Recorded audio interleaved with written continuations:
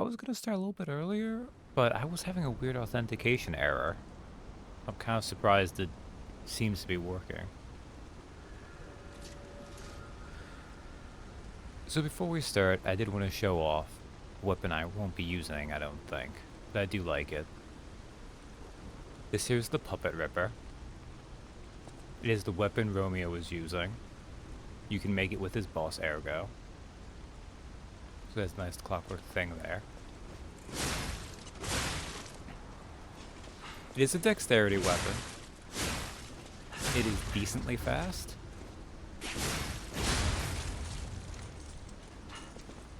And it has a chain. Of all fantasy slides I've seen, it seems like one of the more practical ones. It's pretty decent, but I feel like you probably sent that just as I revealed the fact that it has a whip blade.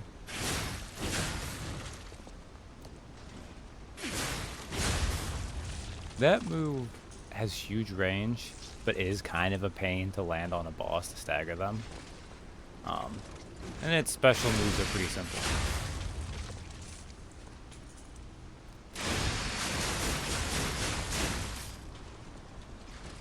I don't remember if this is a second link to it.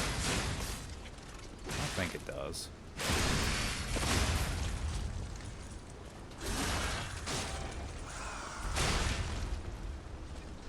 But yeah, that's the Puppet Ripper. I really like it. I think it's a really cool weapon. I've already ran through half the game with it, so we'll stick with the umbrella and poke things to death.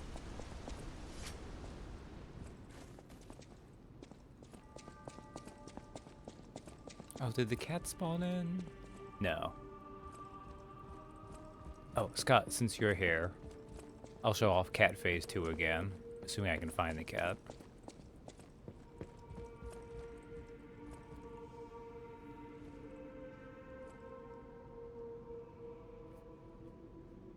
Pinocchio is now human enough that he likes us.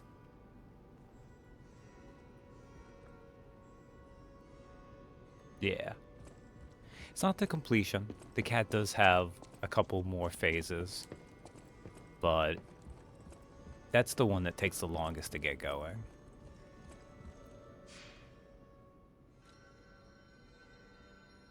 I think I have time to just go through and not mess with things. So because this is set in a... It's a Souls like everything is multiple phases. Since this setting is kind of in its like turn of the century phase, it's set at technology level. Uh, this is the level design that's basically based on the World Expo. The Grand Exhibition. Oh, I always forget to turn Gemini on.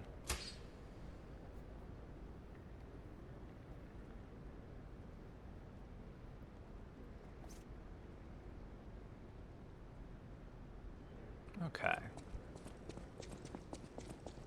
I don't think I actually do much over here. Oh, you know what I can do?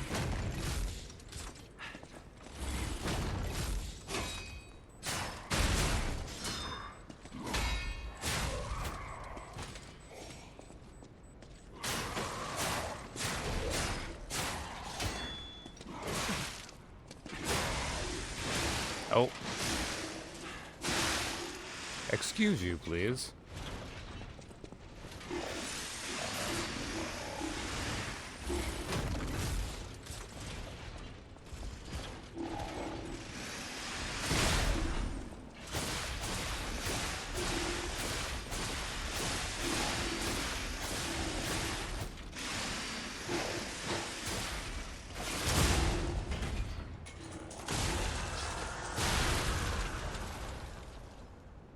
I think those are the multi-purpose robots we heard about.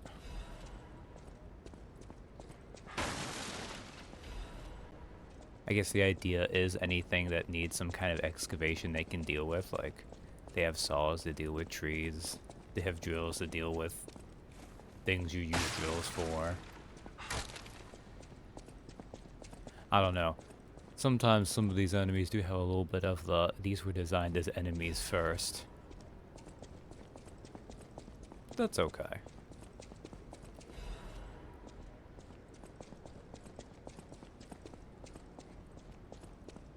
I think give me the power and the resources to do it, and I would probably... I'd at least make one or two things look like they could be good if they became enemies that tried to kill us. Just fit in aesthetic, you know?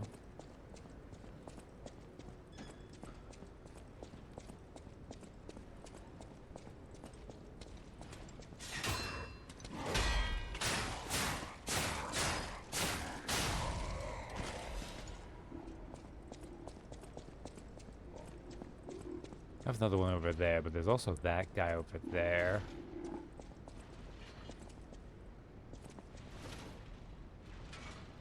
Yeah, we'll wait for him to show up.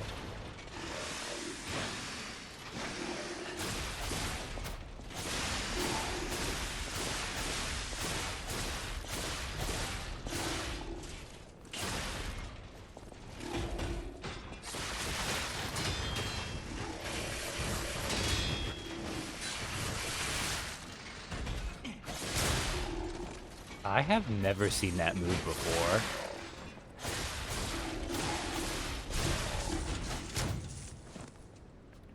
Man, thought, is Pinocchio a prequel to Toy Story? Got the zoomies.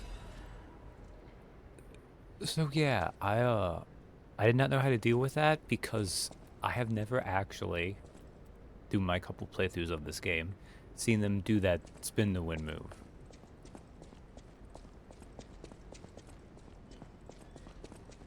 I guess because usually I'm more on top of them, so that's something they like to activate when they're like mid-distance.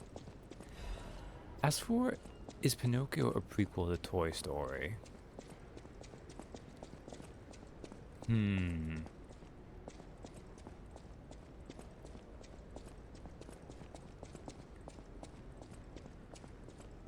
Basic Pinocchio, maybe. It's weird because I barely remembered the Disney one. I saw the Guillermo del Toro one lately, which had some interesting things going on. Then, of course, there's this one. Also, intriguingly enough to mention, too, because we actually don't... We don't get a name, really. Like, I call him Pinocchio. And that's who we're inspired by, but really we're just like the nameless protagonist puppet. Which is why most people will just call you P too, because not only is it short, but we, you know, since it's not confirmed either way. Now obviously we're like Pinocchio a lot, and in fact, the story of Pinocchio is within this game. It's been referenced a couple times already. Not with the name, admittedly, just, you know, a story of a wooden puppet whose nose grows when he lies.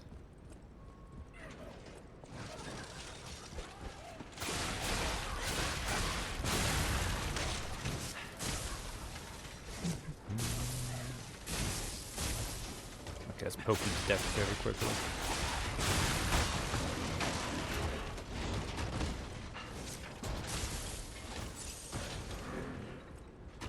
Kind of a waste of a heal, but these guys kind of spooked me a little bit.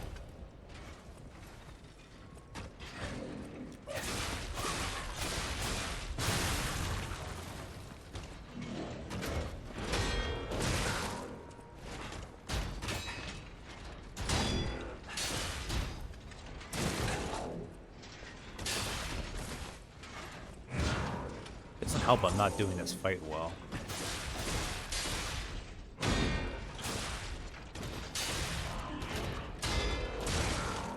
I always forget you do that.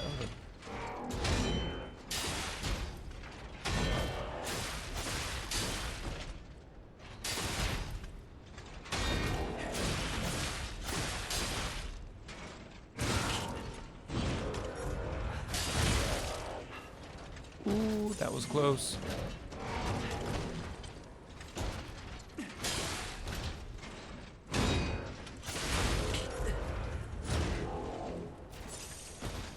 Okay, you know what? I'm gonna let mine deal with you.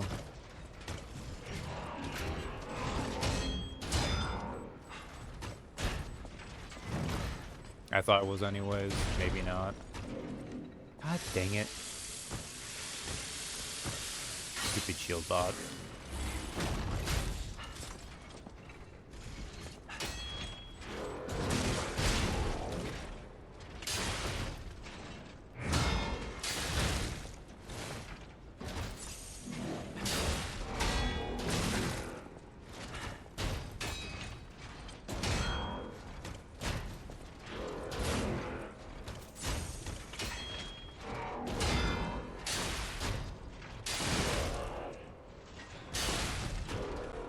God, that was awful.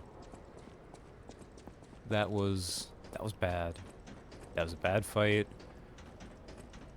I'm not even embarrassed. I'm just unhappy with that fight. Like, what was I thinking? I wasn't.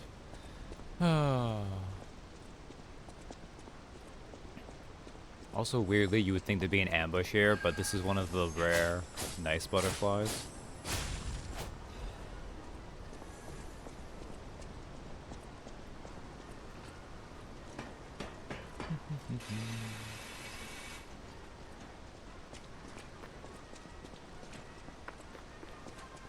That was one of those ladders I actually missed my first time through this game. Holy moly.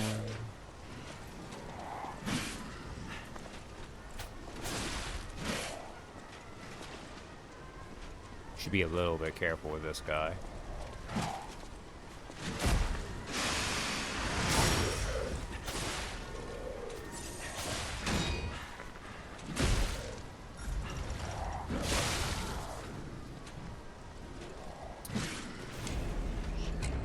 So, I'm less slipping on the death counts now.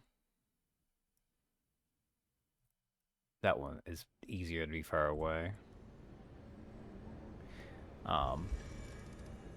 That guy does a lot of damage. That is why I ran and unlocked that shortcut.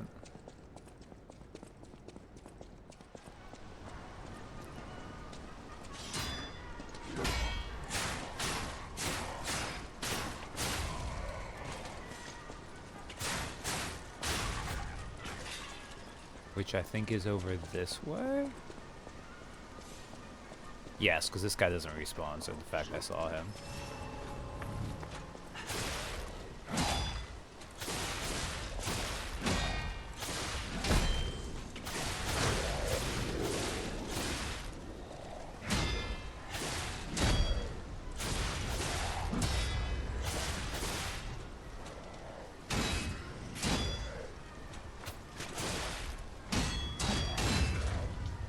Ooh.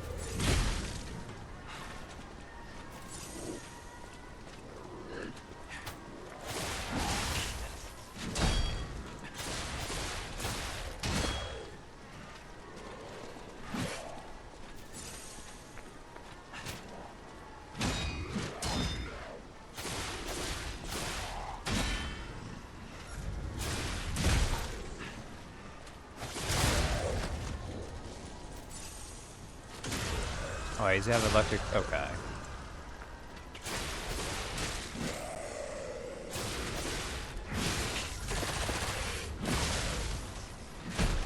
Oh man. There's so much damage. Also, my internet connection cannot fully take his ass whooping of me.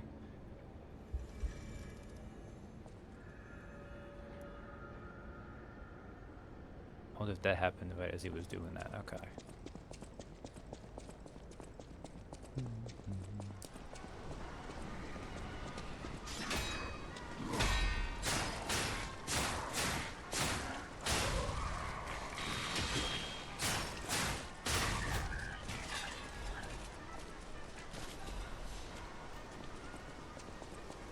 Alright, let's get our Death Ergo back and then hopefully beat this guy.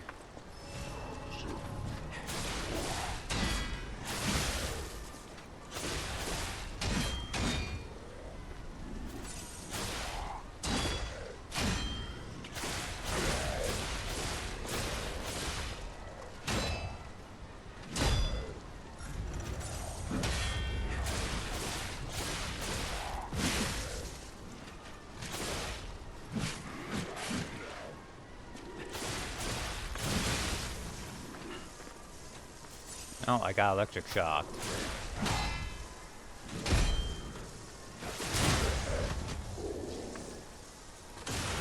So electric shock is just damaging our Fable. We're doing bonus damage.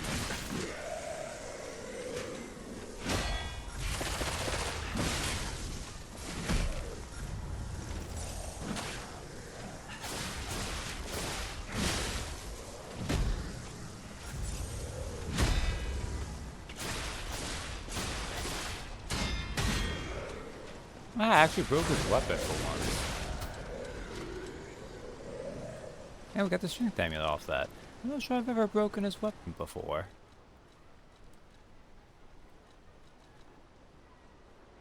I like how they call it motivity because you're a puppet, but when you get the amulet that buffs it, they just call it the strength amulet. Overwhelming strength is dominant in combat. The memories of Victor, the man who stood at the pinnacle of all life, were worth imprinting on an amulet. Victor. He stood at the pinnacle of all life.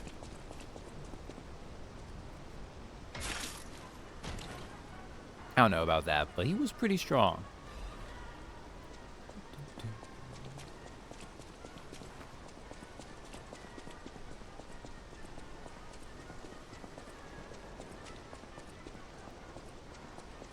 We might as well should rest for a second because we got a little beat up. I say as I spent over half my heals on that.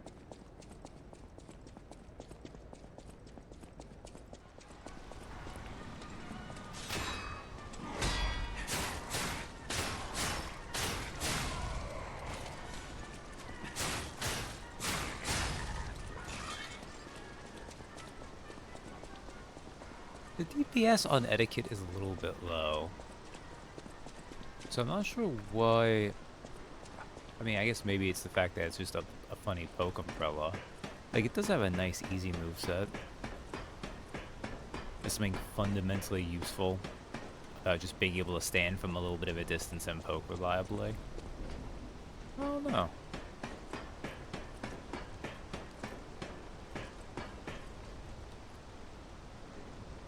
Did I? Wait a second. On 35 deaths? Did... I think I'm only just throwing myself off because I ended up going back instead of just letting myself die.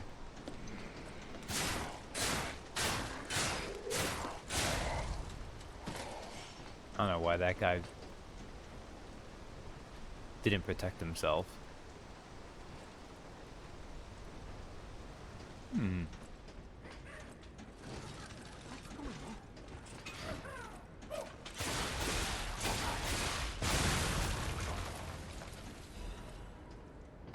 Now this... Well, let's kill this guy first before I start going into this.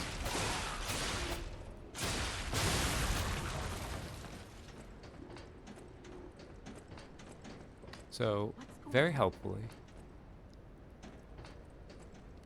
we hear Herb down there.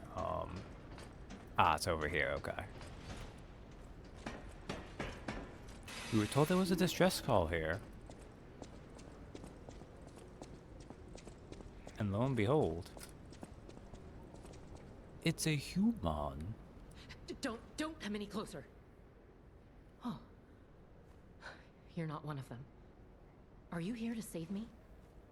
Those grand exhibition jerks are not to be messed with. Especially after they took that drug. Then there are those biological experiments. Oh, how horrid. I can't reveal everything, but suffice it to say that I can escape on my own if you clear the way a bit. Please, wipe out all those mongrels. I can't tell, Belle. Are you just... Is that like washed off blood, maybe? Or do you have... Maybe that's just dirt. No, okay, no, that's definitely blood. Or actually, or is it? Actually, looking at it, that looks kind of like someone tried to grab her. You don't think I'm crazy there, right? That kind of looks like some fingers on a palm. Please, wipe out all those mongrels. It'll be easier to breathe once that horrid Victor's been taken out. Once you're done, I'll see you at the hotel. So, there's Victor being name dropped again. Also, a classic From Software-ish design here. Rafters, enemy on the rafters. This guy's rough too, like, you saw that shield guy earlier kick my ass.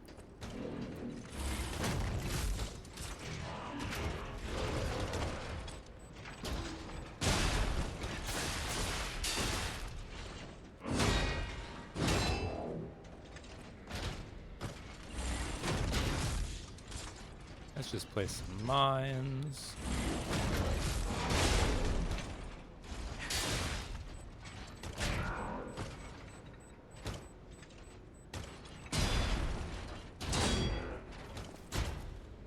This is why fighting these guys here is such a pain and angle that properly.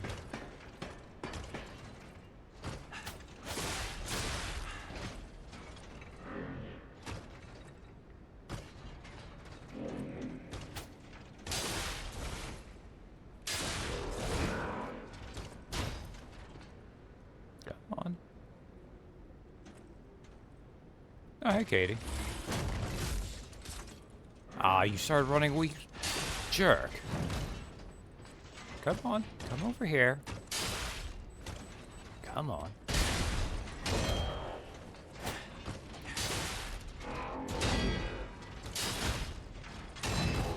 Well, I fought one of these before, but...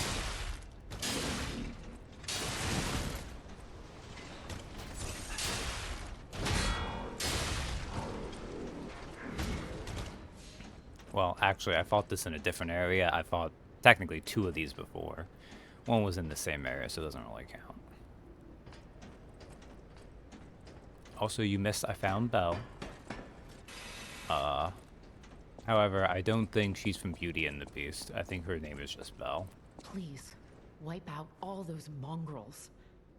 It'll be easier to breathe once that horrid Victor's been taken out. Once you're done, I'll see you at the hotel. I don't even know. Is it always Belle, or is Belle just the name that the Disney version gave her?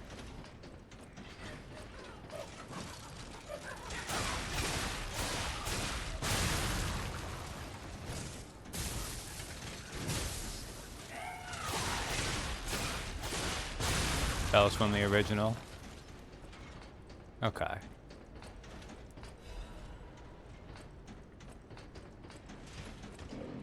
Beauty and the Beast is probably your favorite Disney movie. It's a very good one. Was it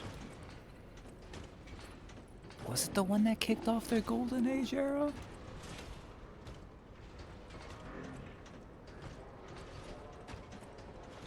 Yeah, because it was French and Belgian Beauty. So, see, that's why I wasn't sure if that was her name or not, because I was thinking it was something like that. But that makes sense too in a fairy tale sense, right?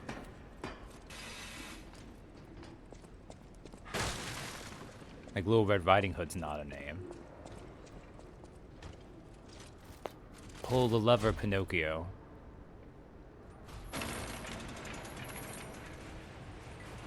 See, there's the other one of the shield puppet bots.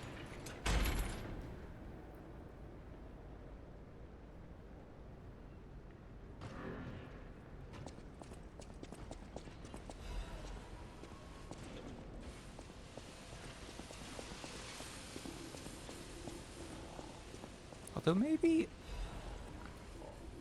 Ah. Alright. Resurrection. Champion Victor has returned. The man who stood at the pinnacle of life, Champion Victor, has returned. Do you remember the great wrestler Victor? The Hercules of Krat, the man who never backed down, even when pitted against the lion and the bear. The veteran warrior who painted the circus with your cheers and applause. Victor is coming back to us. Victor's incurable illness that came suddenly a few years ago saddened all Krat citizens. Everyone learned that he's human after all, and fate can't be avoided. But with the help of the alchemists and medical science, Champion Victor is back from the dead. The illness can't bother him anymore. The steel-like will and superhuman power that defied fate. The world's strongest man, Champion Victor, is coming back to us. His big return match is with none other than an automated puppet.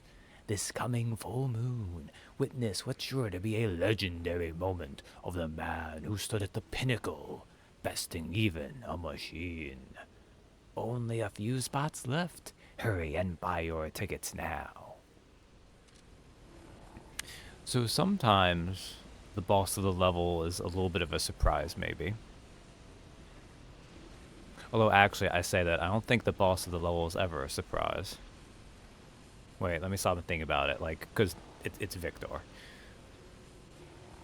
We're told about the Parade Master, we're told about the Scrap Watchman, we're told about Woko. We know the Black Rat Brotherhood because they're assholes. We know we're going after the King of Puppets. There's Victor here.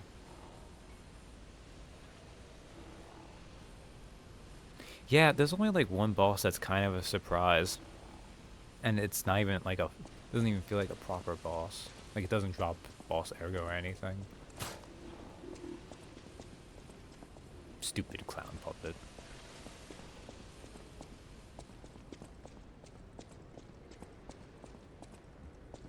Like it's weird. I do count the Black Rabbit Brotherhood as bosses, so they don't drop boss ergo, because they're a little bit unique.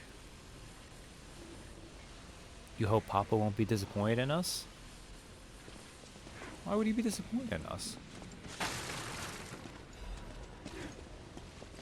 Oh, you know what? Let's give myself a little bit of a corridor to walk with.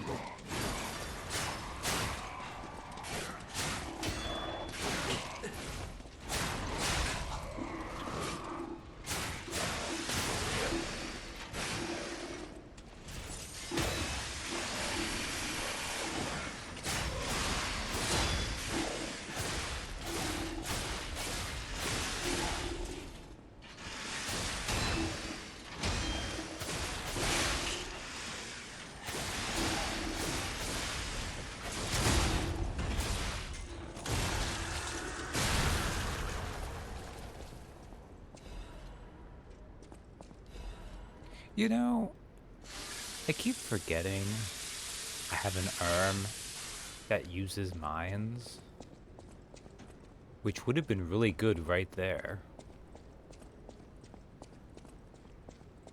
Also, you know, like never fight this puppet, which is a shame.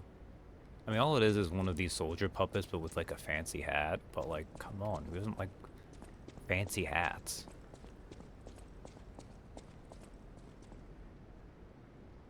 You've never actually seen the Pinocchio movie. Have you ever seen any Pinocchio movie?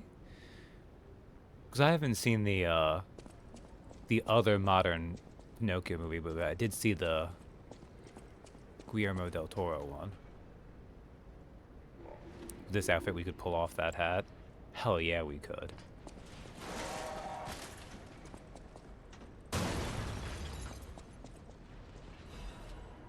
Kingdom Hearts is the closest.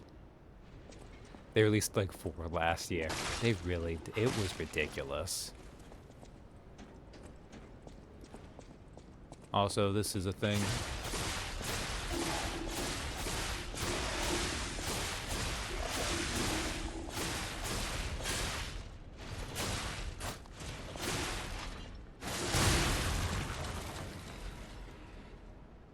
I do like how 4 hits I can usually get in and stagger the big enemies before they attack.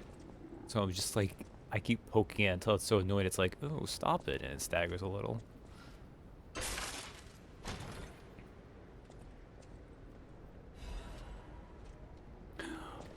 Oh, that's my 5th Legion caliber? It's my 5th Legion caliber. Okay, okay. Ooh, we're almost there. One more Legion caliber, and I can show you the coolest bit. You can see the coolest puppet arm in action. Legion arm. Yeah, whatever, it's a puppet arm.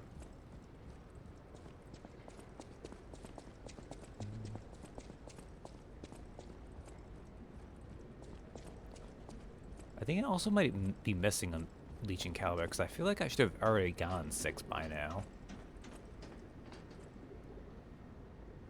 You've seen a few, including, unfortunately, Pinocchio 3000. You have a copy of the book, but I've never gone around reading it. Oh, snap. Another fine day in the city of Krog. But I wonder, my friend, Just where where you've you been? have been. Ah. Oh, well, Akino. If your goal is to study the human condition, there's no better way than my riddle position. You know how it is. It's time for a quiz. Today's riddle might have you over the barrel. But get this one wrong and you will be in peril. So, answer correctly or tango with danger. But when you quiz with the king, danger's no stranger. He does have some good Listen rhymes. closely and heed the king's speech, or the answer to this one will stay out of reach. He also has some good bad Think about rhymes. this. Whatever it takes. What cannot be used before it breaks? So it's either glass, which is not the answer, but seems reasonable, or egg. Correct! You were once such a fool, yet you've gotten so clever. I'm as happy as a parent. In this city, there are those who wish to crack the shell and be reborn. How about you? Can you awaken and break free of the shell that is your puppet's body? It sounds funny as the boa constrictor bad answer, but you know, can't all be. Oh, it's a frightfully difficult question, huh? So, I'll reward you with a hint. At the Grand Exhibition, you now must behold all 10 fingertips of the Woman of Cold. Look close before she escapes your notice. Then I'm done with you. Mostly. King of Riddles hint. So this is just letting us know. So this is here mostly in case something happens, and you're like, oh shit, what was the hint? There's a reminder. But you're actually very close to it. It's kind of weird, actually, that he gives you this extra step to do.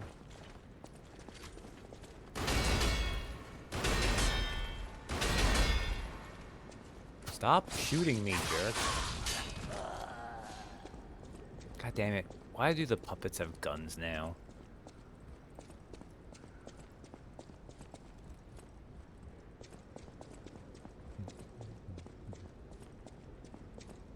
Yeah, like it's right here. It's like, at this point, you really should have just given it to us, but I appreciate not making me have to wait too long. I checked before. These all say the same thing, right? Yeah, they do. Okay. They could have made them unique, but I don't mind that they didn't. They wouldn't really have added much.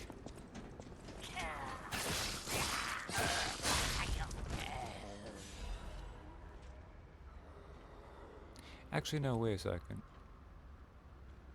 No, you were a slow puppet, right? Yeah, you were. Or are you? Never mind. You might be a person, actually.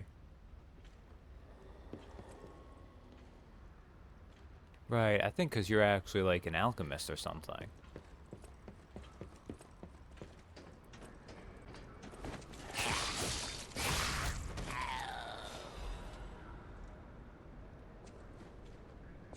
Yeah, because if I look at this... Yeah, this is a person.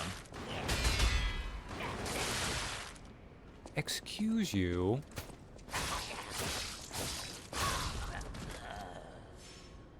I I guess also you can hear them making human sounds when I kill them.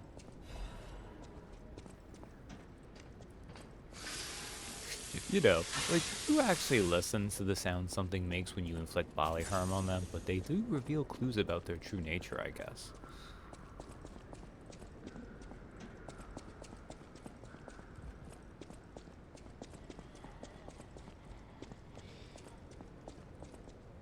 You got the dark green blue blood, not black oil. Yeah, they do have purpose to them, too.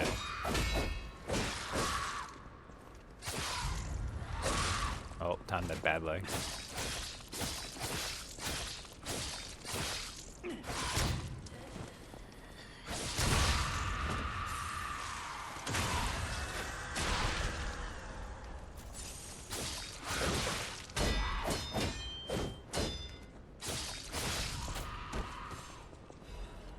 There we go.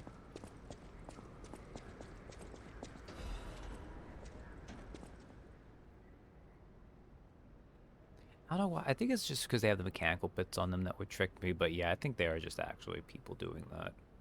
Or, I mean, they're carcasses, because you actually rarely fight actual humans.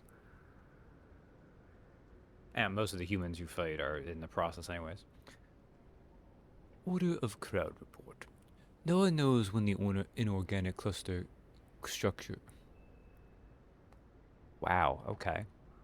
No one knows when the inorganic cluster structure called Crowd sunk its roots in Krat. The first documented record is 600 years ago, when there was a grand collapse in the west of Krat.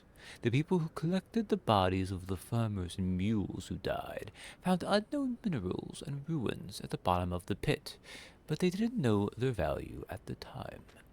After the alchemists of the Isle settled down, this devil's pit, known as the Relic of Trismegistus, was revealed to be an ergo mine of tremendous value. Until then, Crowd was deemed a mere stalagmite with ergo components, so it was nothing special. Unlike ergo, it doesn't have power, is difficult to process, and absorbs precious ergo spores, so it was more of a hassle. However, after the spread of the petrification disease, things suddenly changed when Crowd grew exponentially to be a threat to the foundation of the city. Even now, Crowd is growing. It's early to hypothesize, but I wonder if Crowd is some mineral life that consumes ergo. How else can we explain that abnormal growth? Or a ruins defense device that reacts to anomalies? Maybe. The ruins were veiled in secrecy for too long. We still don't know much about those cursed ruins. Crowd is still growing. We need a solution. Alright. I actually missed this like my first playthrough. Which is another Legion plug, so I was like, I'm missing a Legion arm. Where did I miss it? So like looking through, it's like, oh, it's all the way back here. I just missed this little door in the side area. And unfortunately, that does one of the things that I'm not actually a huge fan of. Where that mini enemy we fought there, we're going to fight again later. And it's like, that's not a very impressive first time facing them there. Am I going the right way? Yes, I am. Okay, sweet. You need the Saintess of Mercy statue key. I think I might have misread that, but that's okay.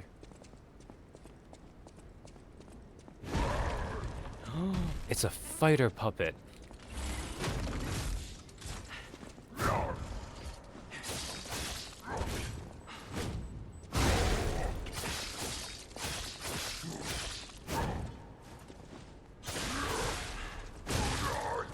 Oh, it's got moves.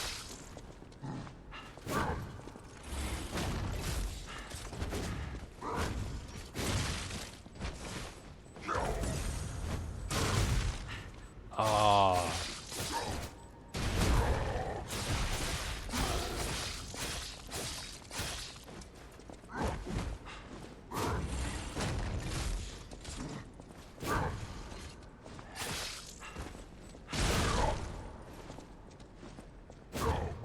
need to get stamina back. Ooh, I didn't realize I was so low on health too.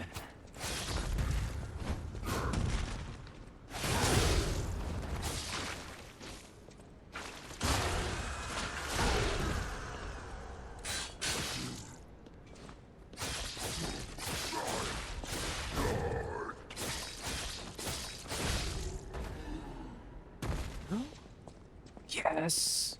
Yes! I forgot that he dropped the Legion Caliber. I thought it was a quartz. Okay.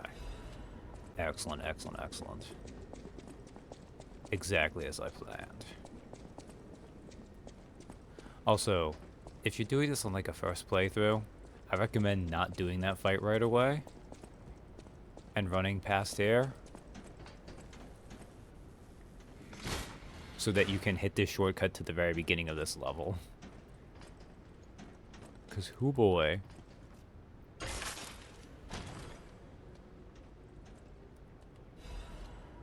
Ah, the sturdy crot supply box. Where are you at? You're here. A supply box filled with all sorts of goods. Paladin at the hotel is sure to know their value. A supply box made by Crot City Hall for relief purposes. The herring, the symbol of the city, is engraved on the box's seal. Clearly this should be your first actual Souls game. I mean, you can block in it pretty well, and when you block, if you attack them afterwards, you regain HP. Also, the balance patches they did for it were very good. So most of the stuff's pretty viable now. It's not necessarily easier, though. I always throw this first fight anyway, so let's just go and see what it is so I can see what this one looks like.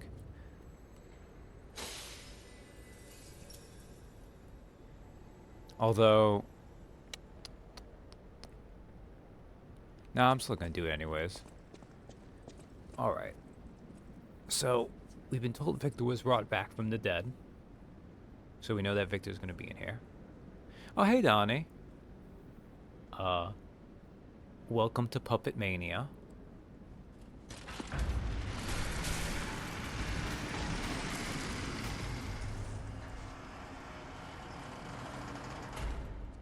In this corner, we have Pinocchio.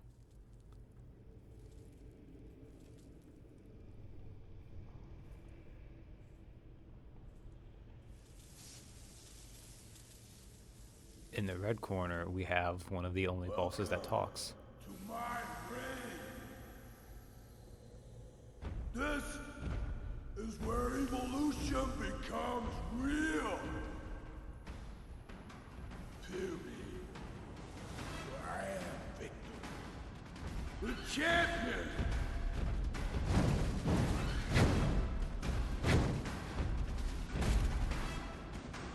Tonight at Puppet Slam! Hall of Fame. So what does the Spectre use? Ah, of course he uses the Frozen Feast. That makes sense. Okay, well, if you want to just finish this quickly, now that I've seen what it looks like.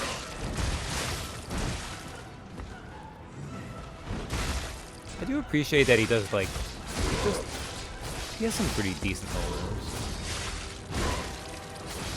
Okay, you're just ignoring me, jerk.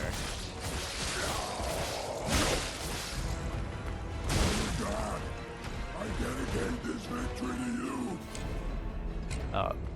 That's why I have the Arm of God on the title. We'll get more on that later.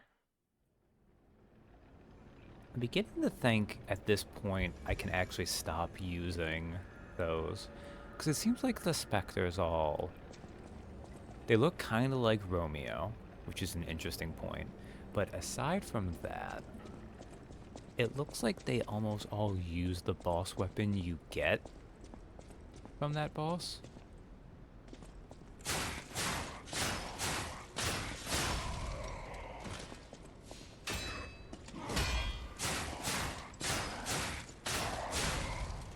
So we have two things I want to do before we resume that fight and give it a big serious try.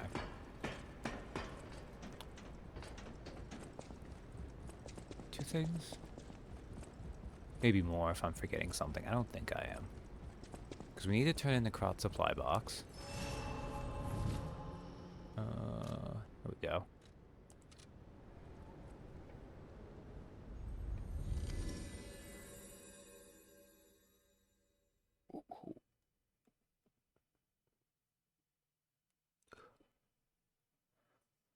But yeah, I do like Victor. I actually think Victor's might be in the... Sometimes it is kind of annoying to listen to him, but he has a really solid moveset. And he's not super hard. Like Romeo before him, Romeo King of Puppets, was pretty hard. It's kind of a step back after that. Although watch me say that and then die to him a bunch. Okay, that's the only thing they want me to turn in. Got it.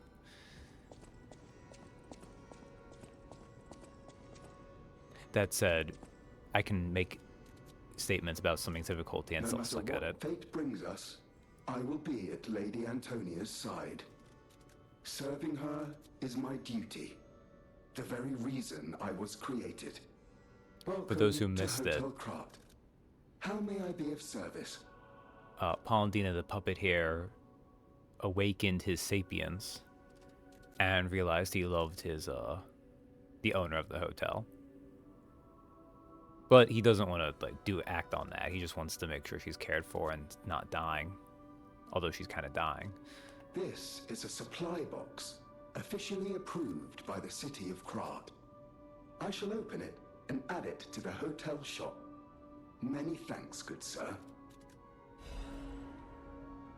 We kind of also gave him the wedding ring we got from the dude who married a puppet to let him know that, you know, we knew a puppet that loved a human, which is kind of a lie, but, you know, it was a nice thing to say. No matter what fate brings us, serving welcome to... Okay, what do we have here? Urgent repair tools. Oh, sweet, another Legion caliber. A quartz. Can I buy everything?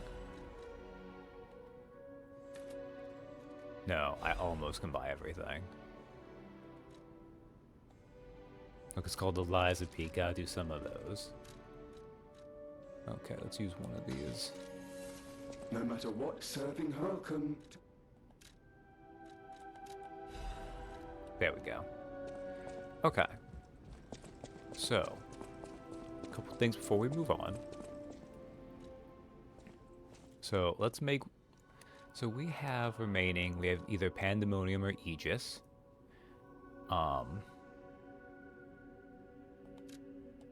make Aegis and we'll see what it says. We'll see what it looks like too. But I'm not gonna actually, I have a better thing to do with the arm now.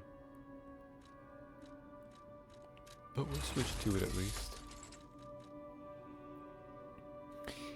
A Legion arm that can block enemy attacks with your left arm. When it receives a blow, the embedded device explodes and deals damage to the enemy. Pulse cells were invented with the idea of converting external impact into accumulated energy. The Aegis is the Workshop Union's creation that explored this principle most aggressively. So it's a shield. It has a kind of slight Royal Guard mechanic to it.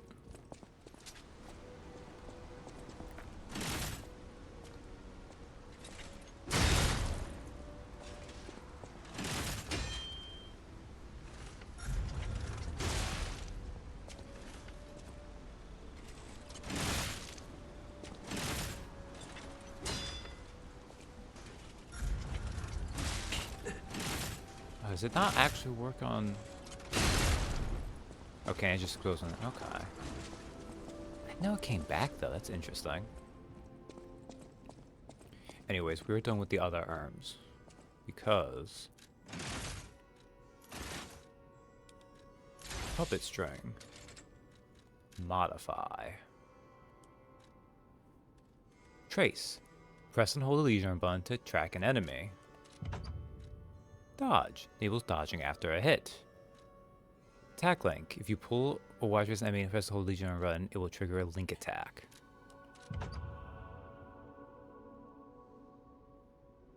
I'm not familiar with this Pinocchio adaptation. Someone asks, is it better than the made-for-TV movie Geppetto starring Drew Carey? I have not actually seen that. We were actually talking about this like a handful of minutes before you showed up. That like what we have seen or not, because Katie hasn't seen any of the Pinocchio movies. I've only seen the Disney one and the Guillermo del Toro one. Okay.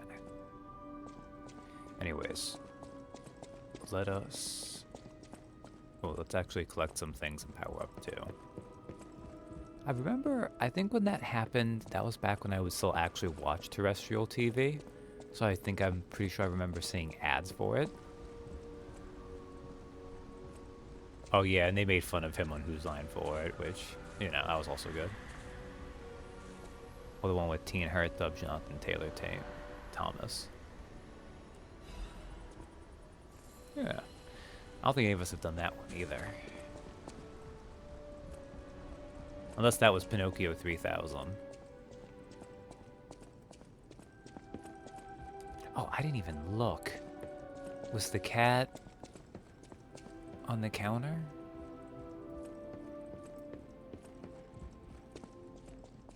I need to try to pay attention to see when the cat's up there, because I have not seen how it does.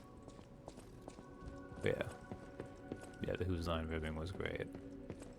Whose Line's a good time. I actually really haven't watched the British one that much. So I can't really say to its comparison to the American one. I know a lot of people prefer that over the American one. But I just watched the American one. What if Muppet Pinocchio, where Pinocchio is the only human actor? It'd be pretty interesting. I don't have anything new to say, right? You don't remember much. Ask me about areas you want to know about. So we read it. You were in that too.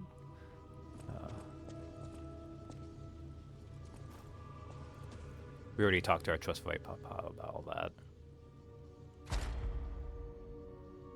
I've only got 2 quartz? I thought I had more. Oh, never mind then.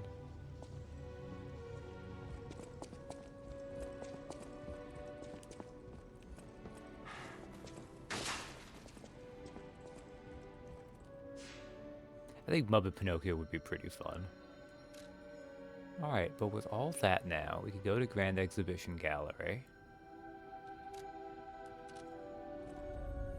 I also want to change my special consumable whetstone.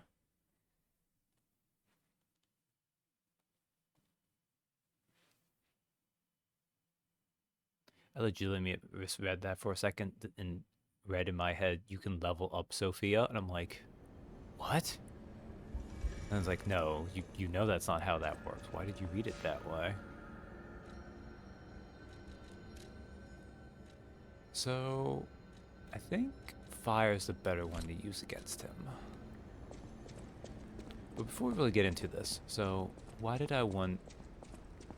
Puppet String my favorite arm? So let's see on this guy first. So we got Link Attack. So, oh, you don't. So if I... Okay, if I can remember to do it properly. I thought I did it that time, but I guess not.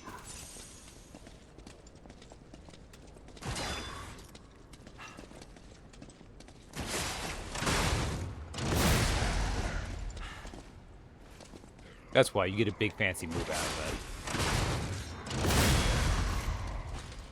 There was also a second one.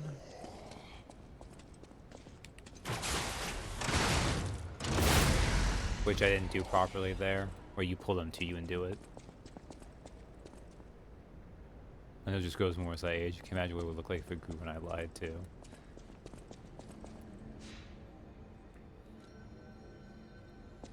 But yeah, that's Puppet String's big fancy attack. It consumes a lot of Legion, but I like it.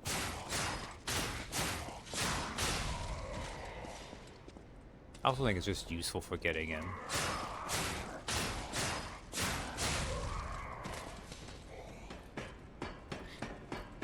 And now, For the next few, how many times tries it takes me to kill Victor, we get to hear his dulcet tones yelling at us.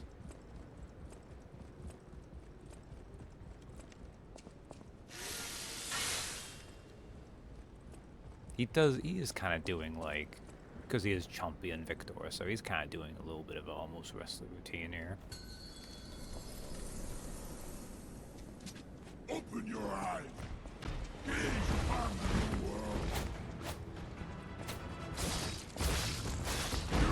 You're dead.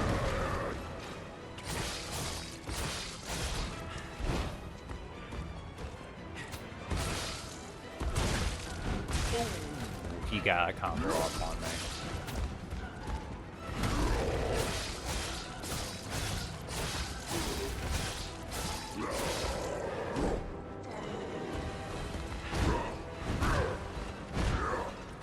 Let's heal up. I should have healed up already though.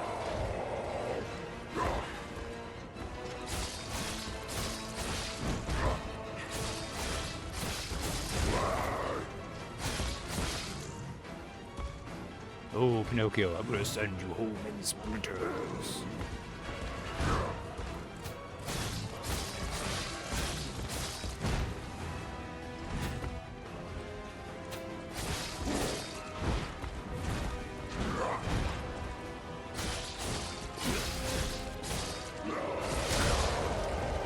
So he's one of those ones that I tend to just dodge more than I actually block / perfect guard.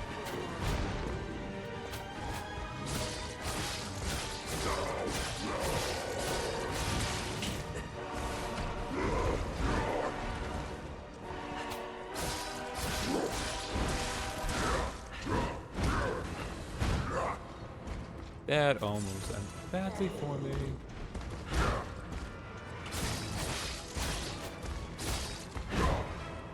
Also, if you're worrying because I've hit the part of the game where bosses tend to have a second phase. He does too. But he does the thing where you just see his entire health bar to begin with.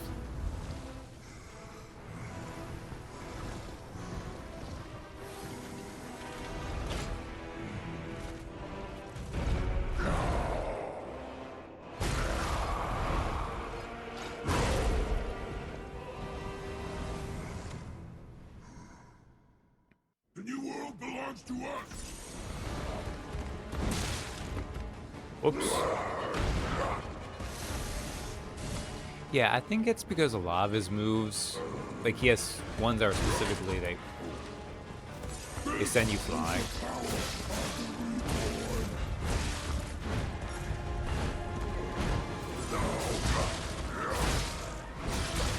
Oh my god, I forgot that combo goes that long.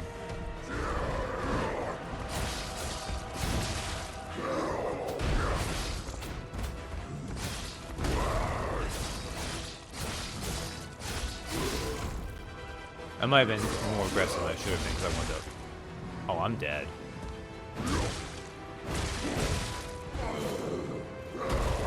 I'm not dead.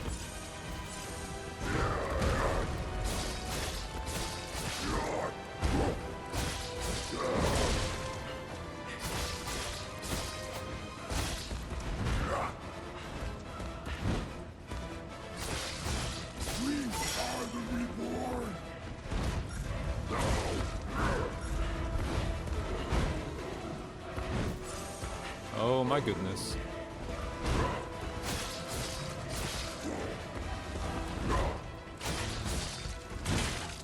Oh, he got me there though.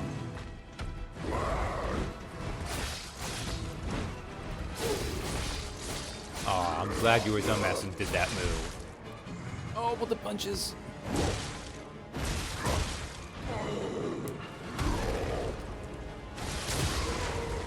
By the way, here's a new gimmick. He doesn't stagger right away. He attacks first.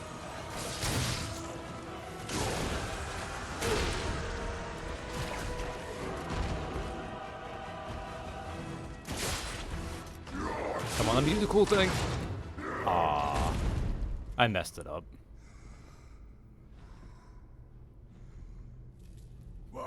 Here's the cut.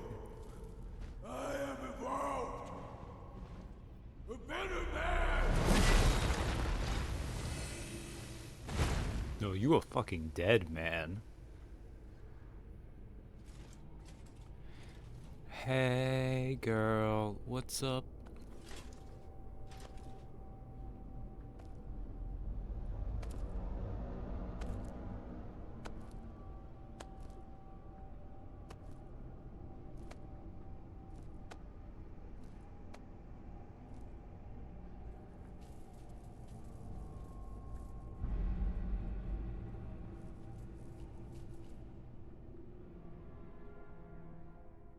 That's a pretty decent sneer, too.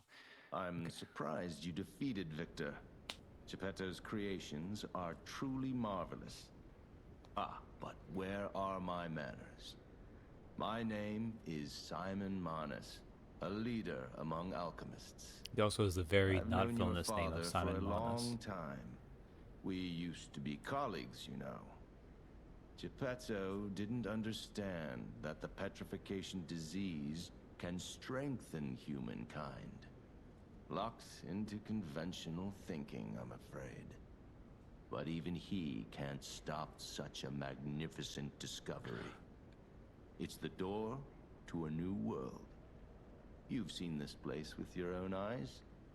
Truly inspiring. Do I is it want to not? lie here or not? What do you suppose our cure has created here?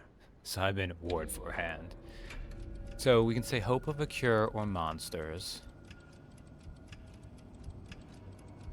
I don't need the lie points anymore, but we'll do it anyways. I have to admit some surprise. I didn't expect you to be as rational as we are. I'm impressed, even if it's a lie.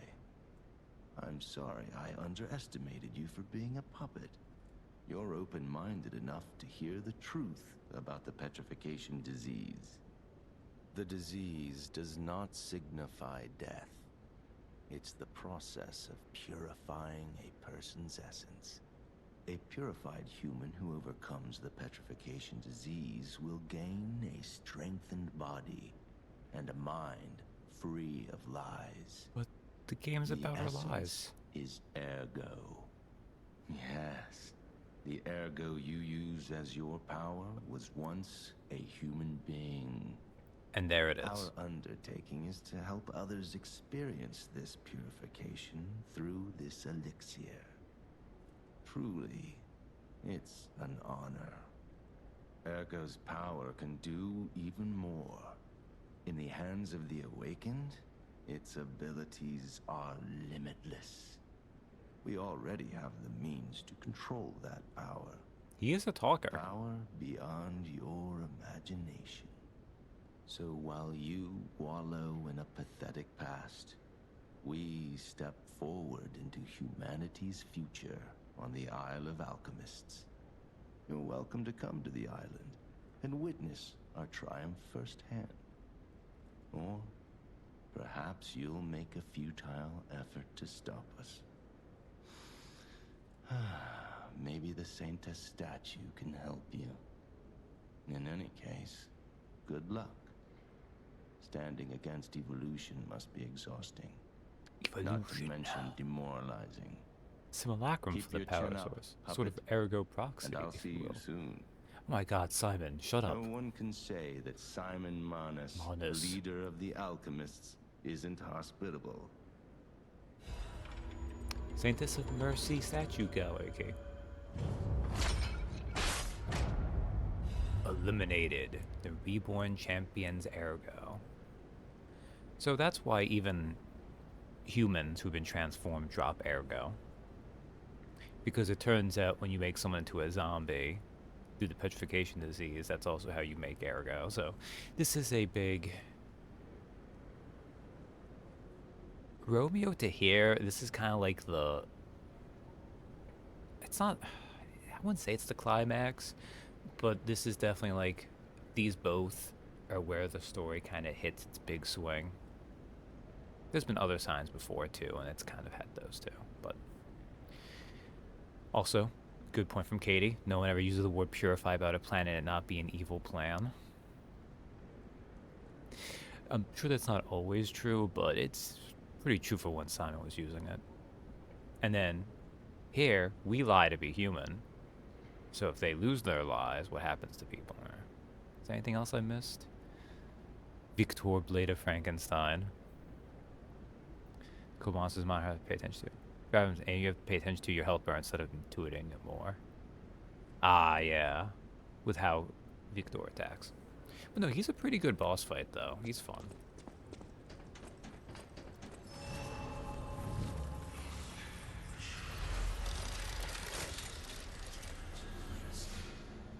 So we have a few things we can do now. Eugenie and Paul and Dina have things they want to say to us.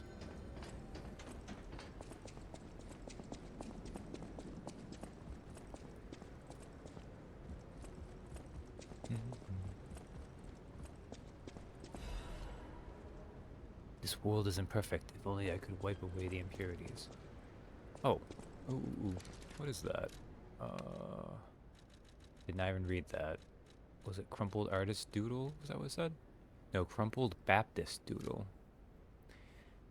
Ergo hearts connect minds with wavelengths, that transparent fullness where lies cannot exist. Is that the new true world? Or a forced prison?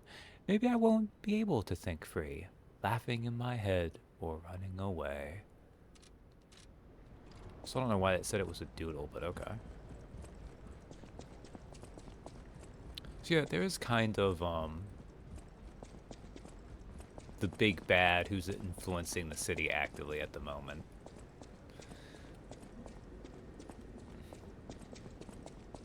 Or at least he acts that way, I should say. But he did give us a key, which was nice. Let me look at that too before I forget. Saintess of Mercy Statue Gallery Key. A key obtained from Simon Manus, leader of the Alchemists. It opens the Grand Exhibition Gallery where the Saintess of Mercy statue can be found. The genius engineer Camille received a request from the Alchemists and created a masterpiece. This was the Saintess of Mercy statue that brought back to life the puppets under golden divine protection.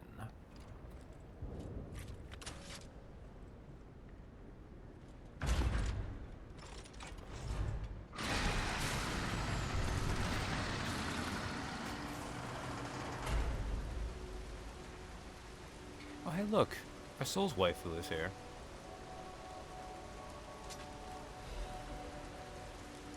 Respect. Also,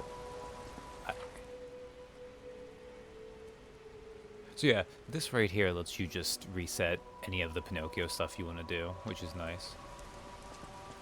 How is it raining in here?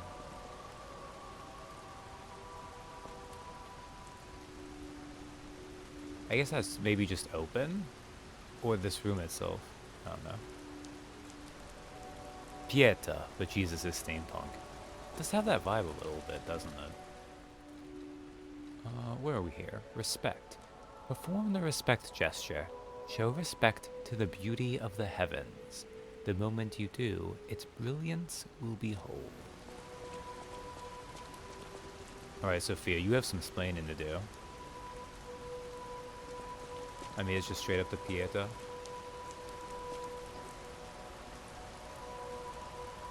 Kind of look like Lord Farquaad right now. Must be open. How else could Sophia get in? I assume she rappelled in from the ceiling. I do have those pants going on, don't I? Sorry to startle you. It seems that the power of the listener within me, the power to hear ergo, is getting stronger. It's powerful enough to send not only my voice, but even illusions. Maybe it's because of the power of this Saintess statue. I came to you because I wanted to tell you about Simon. The terrible things he does. So this is not Sophia, this is a Genjutsu. About Simon earlier, but it's the sort of thing you have to see to believe. He is the most dangerous man in Krat. He spreads mayhem and death for a delusion he calls evolution. No, he calls it Simon wants to evolution. evolve a new world in Krat. A horrible future, even worse than the disasters we already face. That's why I woke you up. If you can't save Krat from Simon, no one can. Find the Isle of Alchemists. Someone must know how to get there. I will help as much as I can, of course. Please, save Krat. We need more women with harsh voice in video games. Too many soft-spoken waifus. I don't disagree with that. I do think Sophia here and most of the Soulsborne waifus have very good reasons for their voices being soft-spoken. But that's neither here nor there this stream, because we're not going to get that far. Whatever choice you make, I shall wait for you. That is why I'm the listener. To bear witness. That's why Eileen in Bloodborne's pretty fun. Eileen Hunter of Hunters. She's still kind of a little bit soft-spoken, but her voice has a lot of flavor to it. Talk.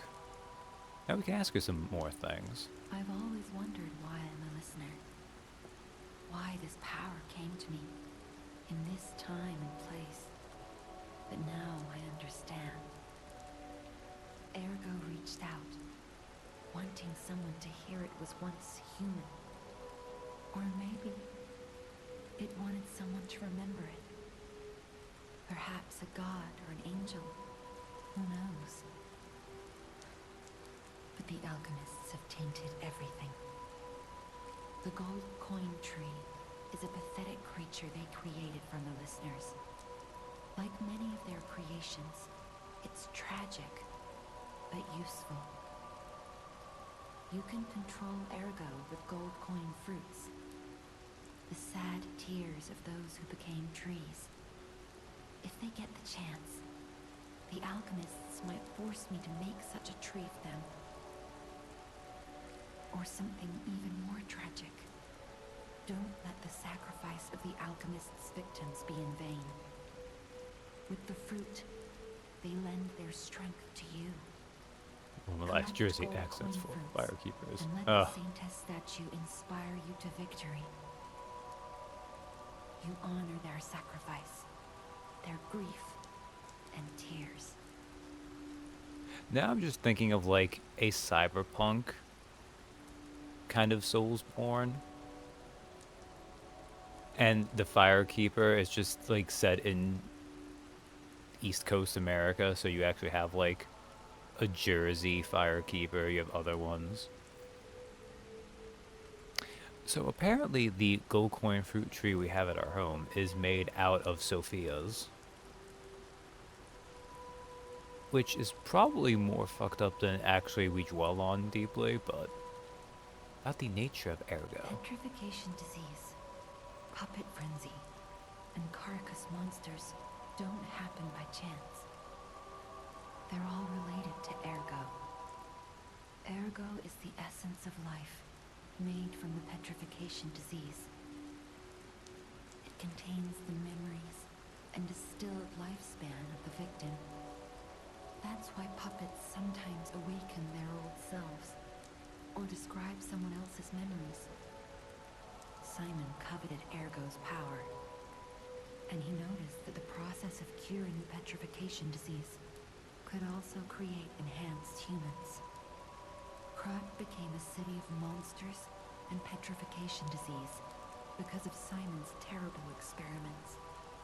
The king of puppets tried to stop Simon, but he didn't do well either. Now, our only hope is you. Save Krat from this nightmare. So this is kind of the reveal too that like the first half of the game when you're going after the King of Puppets. It's sad when you do it because it turns out he wasn't the actual bad guy. It's who's affected the city as much as he has anyways. It's been Simon Manus. At least that's what Sophia's telling us. Oh man, bearer seek less behind the Fran Drescher voice.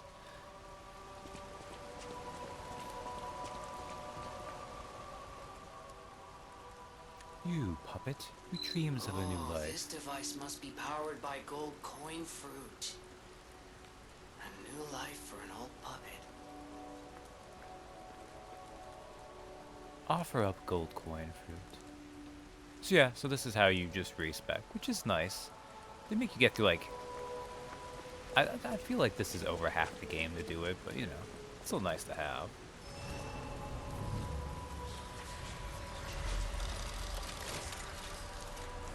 Oh, I forgot to look at Victor's Ergo too. Let's not do it in this room though, because this room is loud.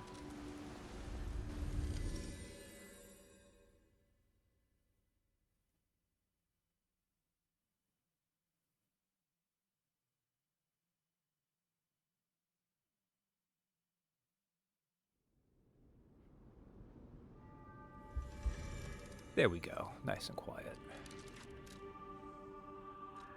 Not really. Victor had once been praised for standing at the pinnacle of all living beings. When he recovered his dwindled strength, he swore absolute fealty to the alchemists.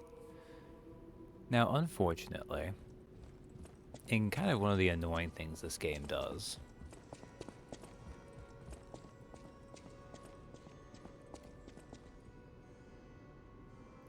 our boss soul vendor is not here. Alidoro has gone down the road. We unlocked the next area, so. People have no idea. Thanks for keeping me. Okay, no, you're saying the same thing. That's fair enough. Okay.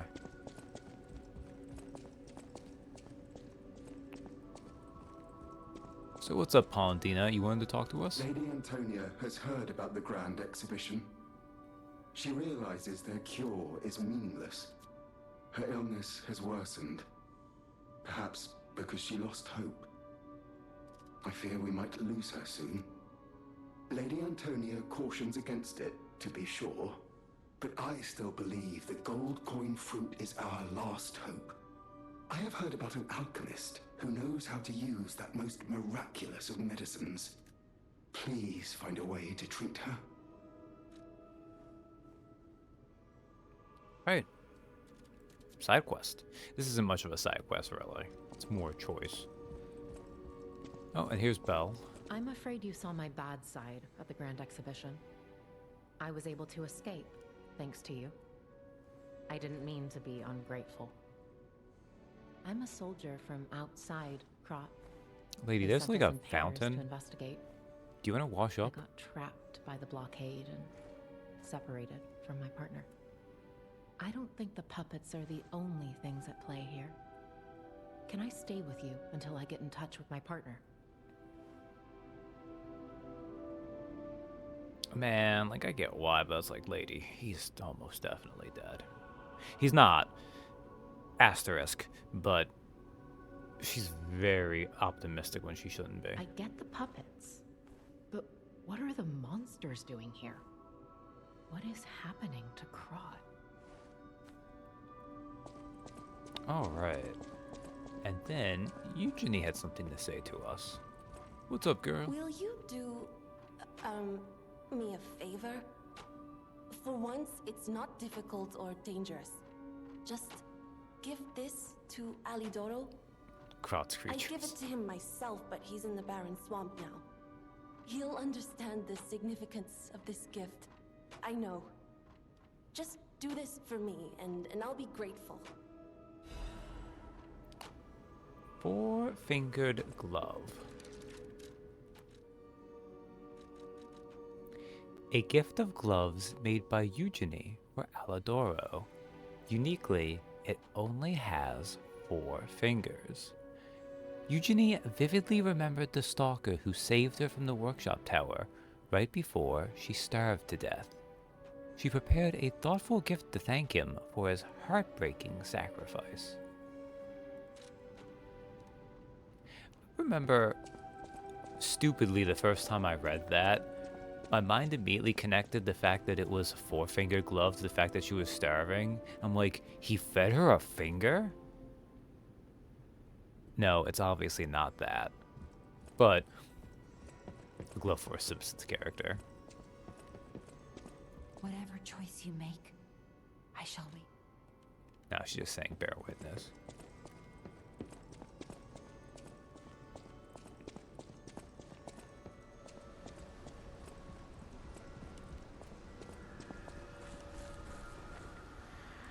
So we'll get some more of the... Oh man, this one that's about to become ripe. Yeah, whatever. So, Paladina asked us to look into getting a cure, so... How's the cure for the petrification disease coming along? Glad you asked. It's going well, thanks to you. Sadly, it cannot cure everyone completely. Victims who have progressed too far have already lost organ function, and there's no way to restore that. Even if we eliminate the petrification disease, they won't last long. Their passing might be less painful than petrification, though. Are you sure? I can make a cure, Mr. Stalker, but I leave the choice to you. A longer but painful life, or a quicker but peaceful end. I'll make the cure if you give me 1 gold coin fruit. Give gold coin fruit. I'll be back. So, this is interesting. There's a few choices this game presents. And it does an okay-ish job of trying to balance the morality of it. But a lot of times I feel like it wants to just give you a like right moral answer, and then you can just pick the opposite if you want to just play your Pinocchio like he's a dick puppet. And they, by trying to kind of do both almost, they kind of also accomplish neither in some senses.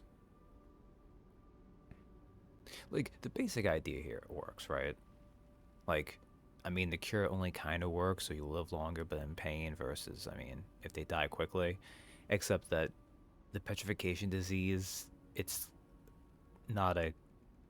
it'd be a quicker, but still very painful death, you know? It's fine, though. But, you know, we want to help out our homie Paladina.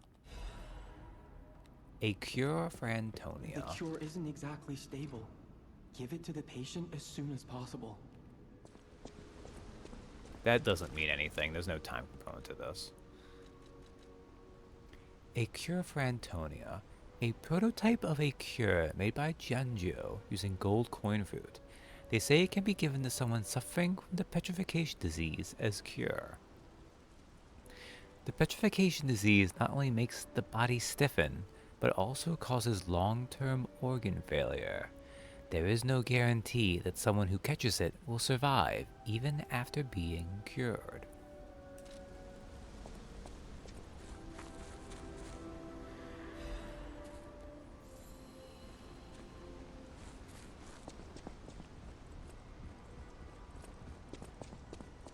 Also, that line kind of has some real-world implications, kind of. I'm not going to go into that, though.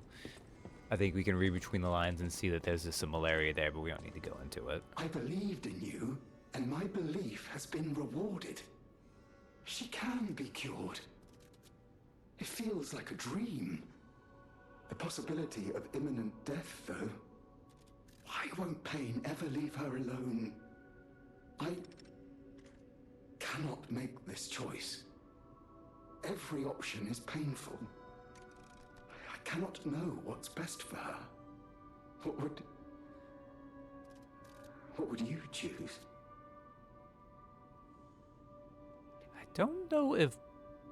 So, there's a few of these choices that I actually legitimately, I don't think I've ever actually looked up. Because I just always do the one. This is one of those.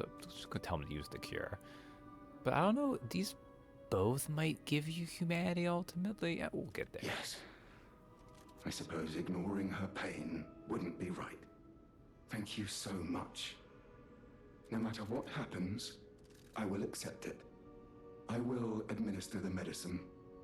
Please accept this token of my gratitude. This is kind of fun though, in that they don't kind of give you their... This takes a little bit. No matter what fate brings serving, welcome to... Now, this also means we can't talk to Antonia about it right away. I think she's just still doing her generic dialogue. Will have no thanks for keep. Yeah, okay. So I did that.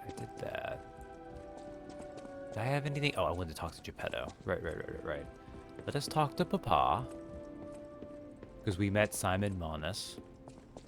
And Simon Manus told us that he knew him, so... Oh, Papa!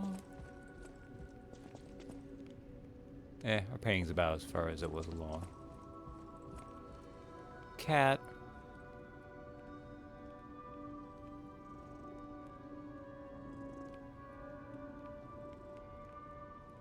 You can even hear the cat purring, which is nice too. What is up? I don't remember much. Ask me about areas. So, to get the more dialogue, we need to ask about the Grand Exhibition now. I knew the alchemists were up to something. Something more sinister than just a cure. I should have known. Never trust an alchemist, I always say. But in desperate times, I broke my own rule. This is tragic news, especially for Antonia. Do what you can to keep her heart from breaking. This is one of those parts where, like, Geppetto's pretty sus in general, but that part actually comes off pretty legitimate. This gives me steampunk Blade Runner vibes. I can definitely see that. There's some cool bits to it. Plus, because of the whole puppet-human dichotomy going on, there was some thematic things going on there. But yeah, I think with that, I did Eugenie's thing. I don't have anything else there. I think I can just go. Although I want to go to the Grand Exhibition Conference room instead.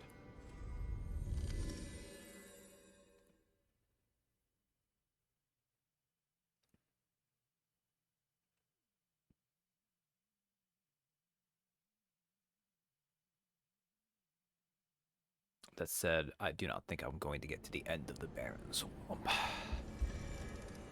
But we can get through a good chunk of it.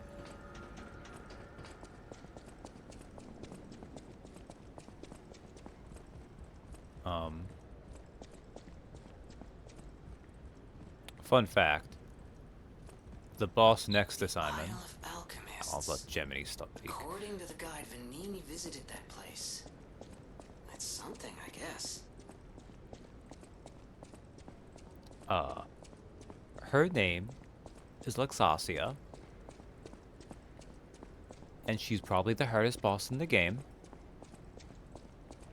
It usually comes down to either her or the potential final boss of the game. This game doesn't do... I'm not sure if I've mentioned this already, but I'll repeat it. It doesn't do the From Software thing of having any like optional harder bosses. There is no Millennia Blade of Miquella hanging about someplace.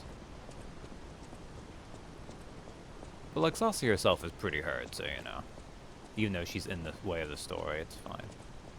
Look, it's our friends the assholes. Ciao, Bello. It seems you and I share a strong connection.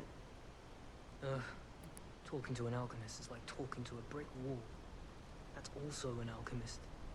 Brother, you should say hello to your friend. But it is true that we are in something of a bind. We're going to need to consult with our old friend. You got that right, sister. Our pal is sure to help us. We didn't behave that badly at his last shindig. I hope. A moment, please. My young brother here is slowly but surely losing his very sight, his windows to the world, to a terrible, slow-working illness. That is why I seek the gold coin fruit. It's said to work miracles, and do I ever need one? The alchemists give us just enough to keep him going, but not enough to cure, and never what they promised. We can't rely on those crucible-kissing wizards. Please, don't make me beg. He needs this. Besides, for a fellow who raided the Black Rabbit Brotherhood's den and walked out in one piece, it'll be as easy as eating your weight in bumbaloni. Please, the gold coin fruit is the only thing that helps. Are you there? Can you hear me? Please, the gold coin fruit is the only thing that helps. Can you spare any? As a personal favor? This is an interesting one. Oh man, the way I usually play these games, I'd almost be tempted to not give, but I also... No, I want to do the good thing here though, because I'd rather do it. This just affects a couple fights later on, and some dialogue. Admittedly, I'm not sure entirely he needs it, but it does kind of pull my heartstrings a little bit, like I'm a sucker for like a whole sibling thing. So she's like, hey, could you please like, because we know that he's kind of taking him in as like the one person she cares about, so.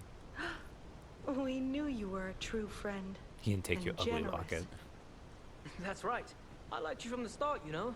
Just had a feeling. If you felt otherwise, that wasn't me. Ignore this one.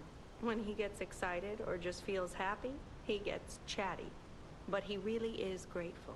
We both are. On that note, I hate to borrow and run, but we have another request from the alchemist to take care of, so we will be staying behind. You'll need to go on without us, so I suppose this is farewell. I won't ever forget your kindness. Here, a small token, but it's a gift from the heart. Now go. Oh right, you get, okay. We also got a record for that. How do you say that word actually? Because it's Quixotic. Quixotic? I guess it would just be Quixotic, eh? And then we got the big one too. I never Big forget gesture. a friendly face. Now go.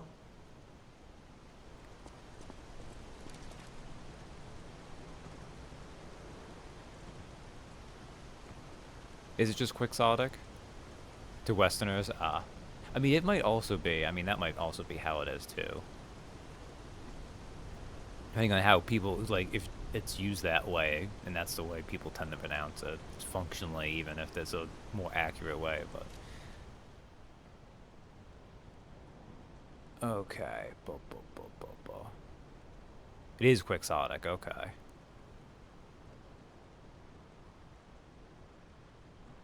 That's really weird.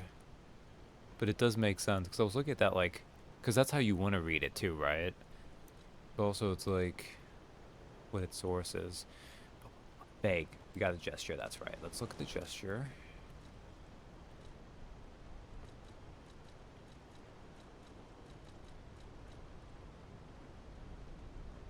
The sweepers from the alleyways have their own strategies. Arrogant bastards are especially fallible to their tricks. And we got a record which we should go back and play, but we can go to the next area first. Wow. You need me? I was surprised when the bell rang. The Isle of Alchemists, you say?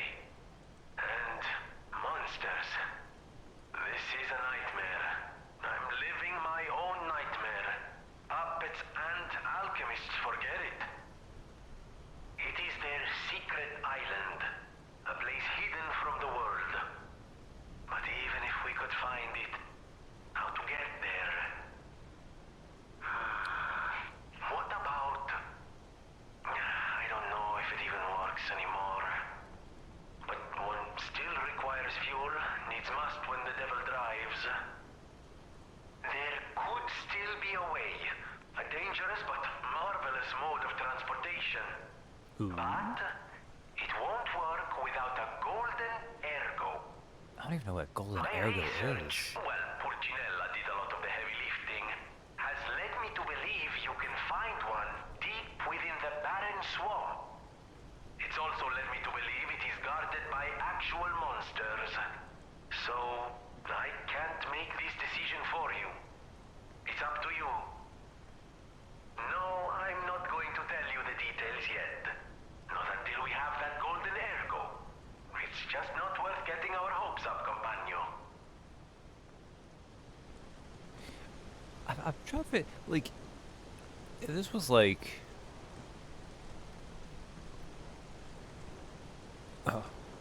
this was more like a tabletop RPG or something where I'm more playing an active character. I think I would rather actually know the reason why I'm doing something. But in a video game, especially the way this is set up, it makes sense to take some of the dialogue and have it for later, so I can't really hate this too much. There was a rogue inquisitor in an audiobook you were listening to named Quicksauce, and since you were only listening and not reading it, the narrator sounded like he was saying Inquisitor Quick Sauce, like a condiment that is fast. That's pretty funny.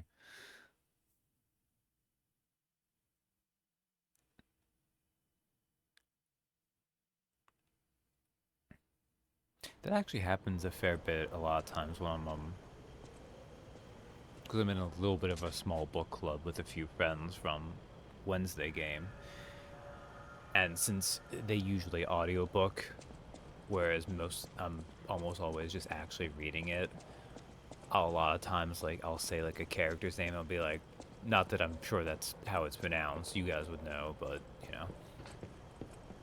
He's a major villain behind the scenes too, so it just sounded too wacky for such a threat.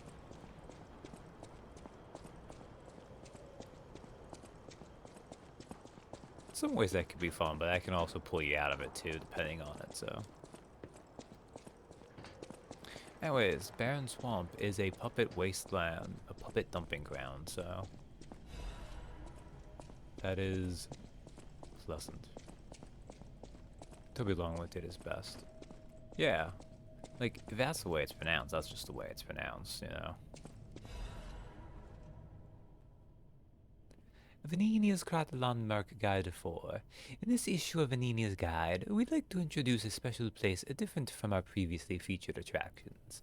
And we don't mean special in a good way. Of course, it may cater to a few people with peculiar tastes, but if you're an adventurer who wants to know all about Krat, it's worth learning about its shadows. In that sense, the Barren Swamp is the area that showcases Krat's shadows well. The Barren Swamp is where scrapped puppets are discarded. Because it's composed of swamps and ravines, it wasn't part of the city's development. In the past, it was briefly a coal mine, but was soon forgotten because of the Ergo discovery. Later, a few shrewd factory businesses concerned about scrapped puppets began to dispose of them illegally here, turning the swamp into what it is now, a swamp full of discarded puppets and corrupted animals. It's Krat's grave itself. Luckily, the city announced that they'll turn the Barren Swamp into a park with the exhibition just around the corner, so we're seeing some hope here. It's a living grave of hell. How about seeing this kind of place with your own eyes before anything's developed? Good or bad, an experience is an experience. A rating 2.5 out of 5. An attraction for those who want to see Krat's shadow. Long boots are a must. Reporter Medoro. This guide was made with support from Venini Company, a friend of the city.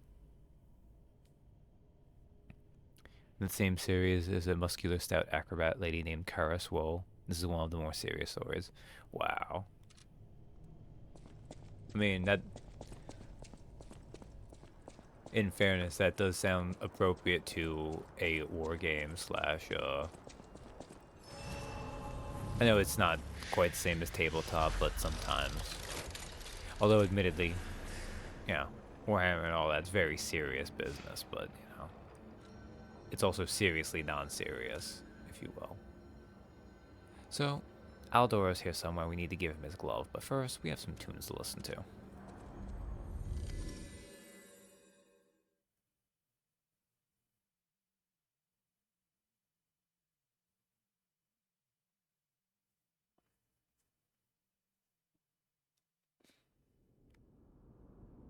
Oh, the cat's up there. Okay.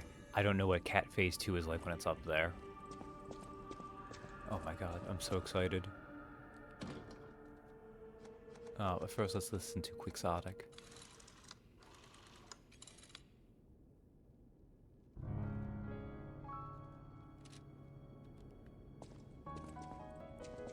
What's going on, Cat?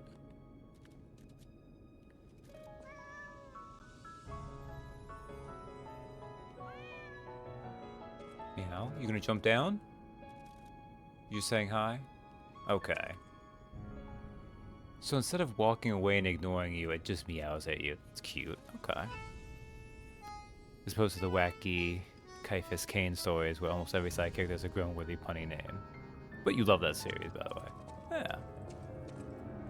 I mean, sometimes that's just makes it feel pulpy and fun, you know?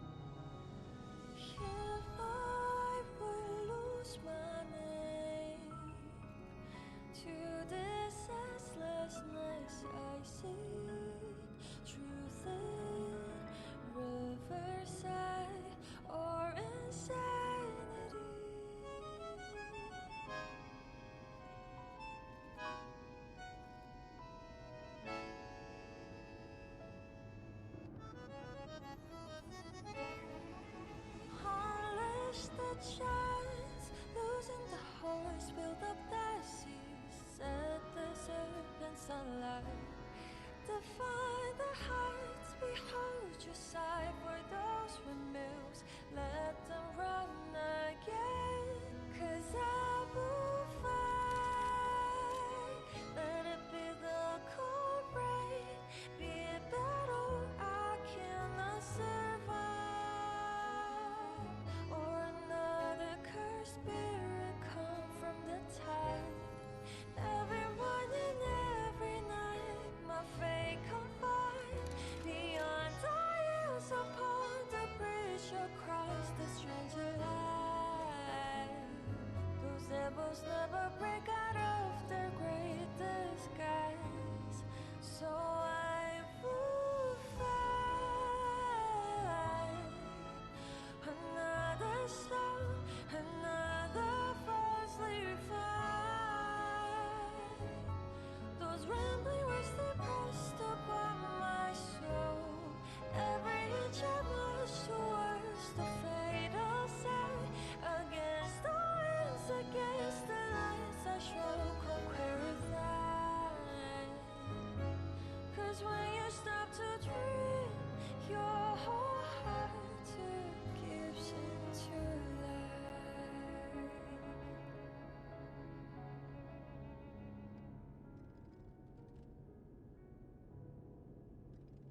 And that is Quixotic.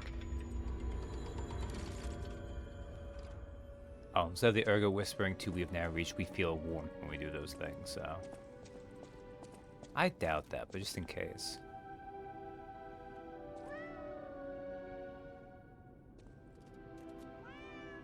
No, just the same things, okay.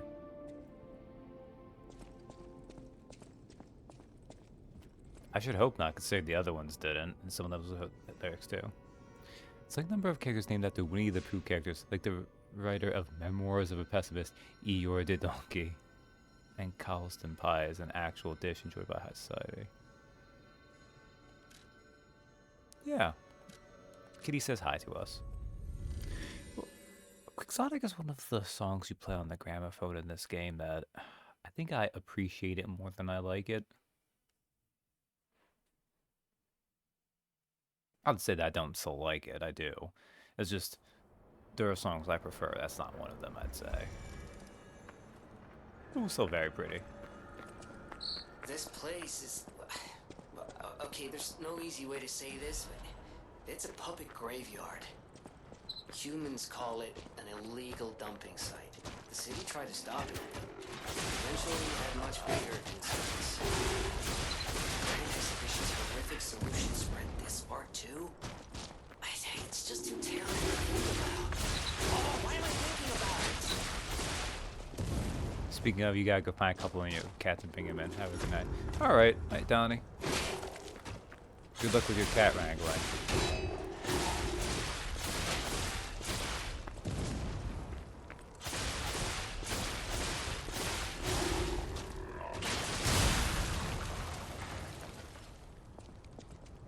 That robot was trying to light me on fire. It almost succeeded. Alright, so now we need to be careful because these dogs exist.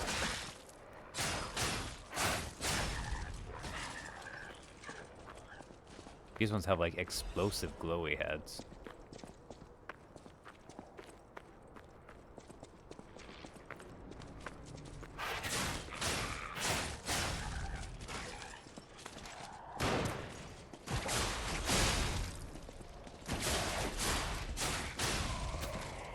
I do need to be careful because these things will explode.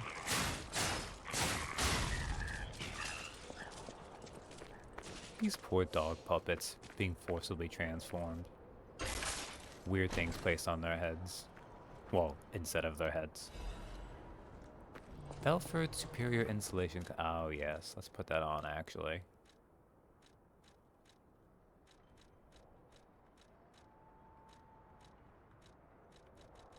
This is one that does fire, so...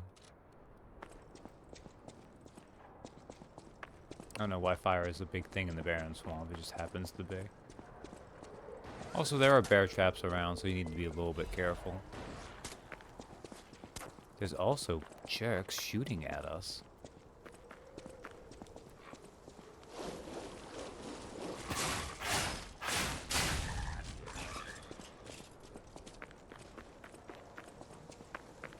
Corruption, while annoying, I don't mind nearly so...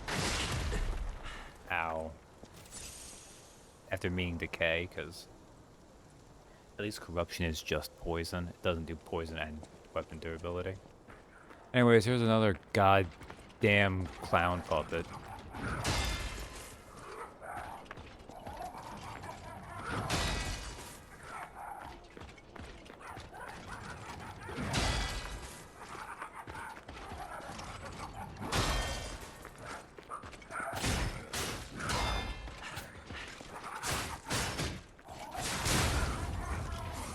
Alright.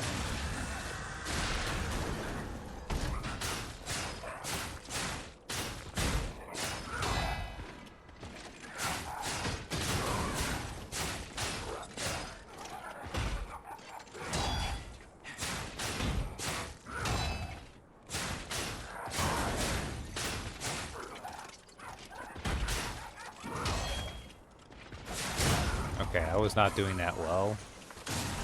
I failed to perfectly block that twice, but... Another Legion caliber.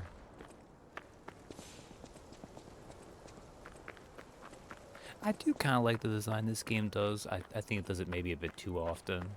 But I do like, oh, here's a herder enemy. You could just run from them to make progress. Or you can go through the effort of killing them. They won't respawn and they'll give you a pretty decent item. Ugh. Oh, can you see me? I can't reach over here with the string, unfortunately.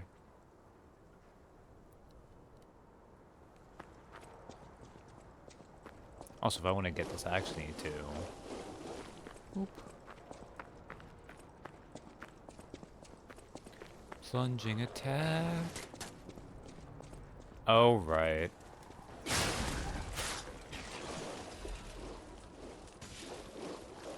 Get out before you get corrupted. Okay.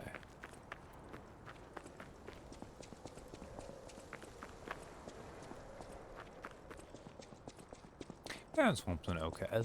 Barren Swamp itself overall is an okay level. It has a couple really annoying places. We'll get to one that is would make Miyazaki from Software very proud.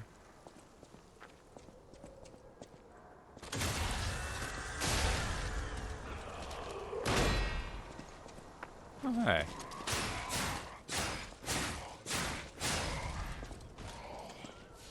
Alright, nice. I actually managed to do that pretty well. Let's sharpen my umbrella.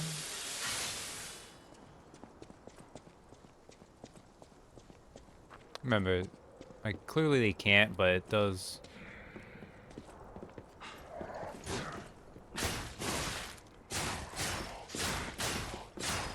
It just makes me feel like it's gonna trick me into falling, so I want to jump it every time.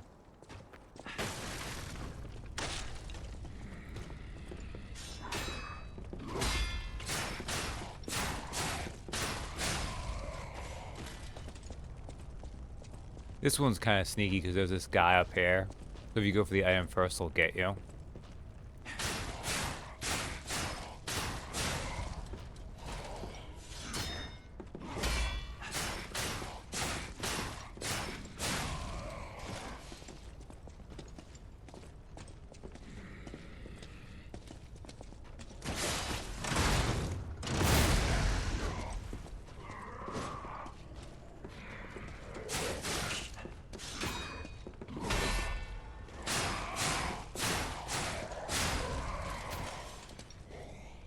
Alright, that was actually really reckless, but it worked out.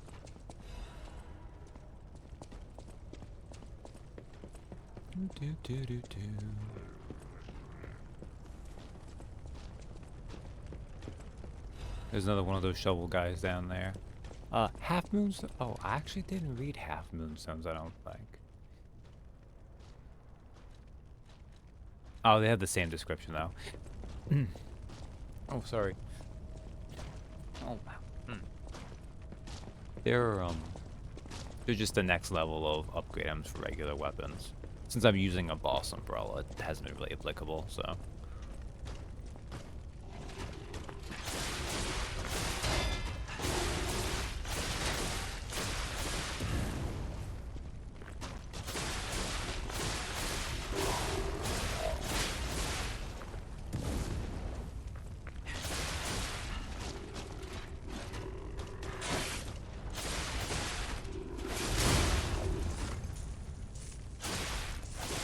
Yeah, I'm not gonna actually get. That was unfortunate, but I couldn't actually get to where I could get the fail attack off there. Also, I know that, like, you know, burning trash and everything. If they were only throwing puppets in here, I mean, I guess maybe Ergo itself is kind of flammable? I guess it must be. Or either they use compounds and polymers that are flammable, weirdly. Maybe a lot of these puppets are more wooden than I think they are. Like, I keep thinking they're, like, made out of metals and stuff, but... Also, I don't know why I'm saying polymers, like, they're gonna have a lot of plastics. They shouldn't have a ton by this point. But then again, they have weird advanced steampunk science, so maybe they do.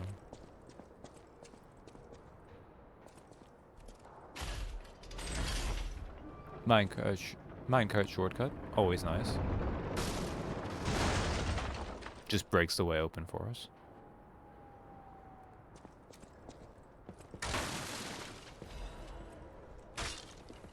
This first part of the Barren Swamp goes pretty fast.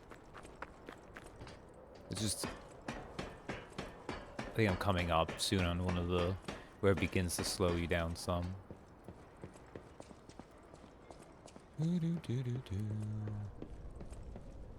Here is a flaming champion puppet.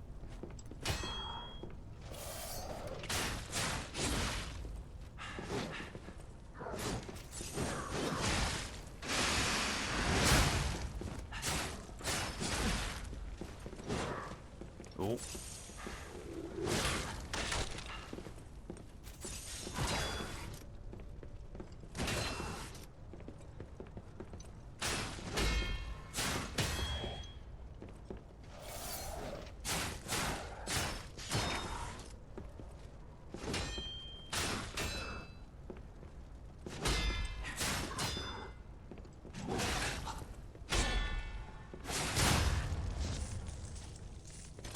Elemental stuff. Obviously, like a lot of these, they're from software catalog. If you deflect it, you don't take that, but if you fail it like I did there, you end up taking the stuff. And blocking just gives it to you too, so. Recharged amulet. What does this do? Ah, restores HP continuously. This amulet was able to re-purify pulse cells and increase recovery, and was considered an innovation even in the workshop. There were soon many derivatives of this amulet. Regen's alright. It's mostly just like Demon Souls where regen's more viable. Most of these other games when they're like this, it's not bad per se, but Works better if you have patience, and I am a fundamentally impatient man. Those damn alchemists. The terms of the bargain, almost intolerable. Well, it's not like I care about those hotel people anyway. But there are limits. So we hear Aldor talking to himself, and he says he doesn't care about the hotel people. We have a gift for him from Eugenie. It's fine. I think he probably was just excluding her in his brain. How do you do? It's quite odd that we should meet in a place like this. Oh, don't pretend surprised that I got here before you. After all, I can elude the darkest monsters, the loftiest beings. In fairness, I do benefit from your prowess as well. I shall tell you something, since we're nearly peers. They say a terrible monster lives on the cliff at the end of the swamp. It behaves for him like and a all crow, four of his gathering fingers. shiny things. I have absconded with treasures from its lair, rare parts and weapons. Yeah, like, worthy look. of a hero. That catch That's- your interest? If you're hunting ergo monsters, you might put that friendly tip to use. You're a worthy hunter, and it is worthy prey. Okay. Show that swamp monster what you're capable of. Yeah, because we have this glove that has for him, because he's missing a finger. So like, okay, I mean, his left hand, he has all his digits, but that's fine. It must be for the right one. No, that one actually, well, look, here's the thing. Even if you're missing a finger, you still wear a glove that has all of them, right? In point of fact, I don't know if I actually mentioned this in Yakuza 7 Like a Dragon when I was playing it. But you will I've actually seen it in a few of those games. Maybe keep spare sausages in there for emergency food. Yeah. Or actually, wearing a glove like that can actually help you hide the loss of a finger. I think I mentioned it anyway because Joe in 7 was missing one too. So it kind of lets you keep that stuff a little bit hidden. You're a worthy hunter, and it is worthy prey. Show that swamp monster what you're capable of. So yeah, we can talk to him too. Yeah, we give him Eugenie's gloves. Man, here you go, Aldora. I'm sorry about that missing finger, but here's some gloves that will actually take that into account. What's this? A gift for a rescuer. From a technician girl. I don't remember. I've saved so many of the common people. Anyway, thank her, I suppose. Oh. Oh dear. These gloves are a mess. They don't even fit. Is this a practical joke? My God, I never did like that girl. She's just like him. Oh, never mind. I thought you had better taste than this. How disappointing. Get these rags out of my sight. Alright, that was a little suspicious, but I'm sure it was just a coincidence. You're a worthy hunter, and it is... It was also very rude of him. So, we can fortunately use his boss vendor services here, so... This is one of those times where I almost wish I wasn't going to just get all the weapons to show them off. Because the Armor of God amulet is actually really good for when you have a quick weapon like we do, but it's fine. I'm still going to get the Frozen Feast anyways. The Armor of God amulet. The alchemists that had found the Arm of God tried to gauge its potential power using puppets. The Arm of God was certainly strong, but required massive power to sustain. So, the Armor of God comes up a couple other times. This is one of those things that by the end of the game we have context for. And you know, I appreciate that this game took off. I'm sure they're going to be able to make more in this.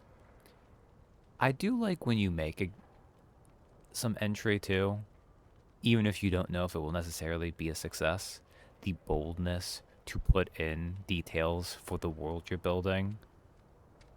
Because this Armor of God thing is, it goes beyond the scope of this game world lore kind of thing. The Frozen Feast. Liberate and single slash. This is like the biggest, heaviest strength weapon. It's one of like 2 or 3 of them. Those that weigh 31.1. Liberate. Instantly release your weapon. Increase attack speed temporarily. Single slash. Gather your strength for big forward slash. The Frozen Feast is a really cool weapon. An Ergo Crystal Sword Blade made by Alchemist. The untreated blade chips away with each impact, but when it stabilizes, it restores itself as if it can turn back time. The crystal that kept falling off the sword, no matter how much the alchemist worked at it, was miraculously restored. It was as if it had been biding its time. Now, fun fact, there is also another reason to get specifically the Frozen Feast, which is kind of mean. It comes up with the Cryptic Vessel later. It's not one of those things I don't approve of. But let me show you what it looks like, and also let's tell Eugenie about her gift.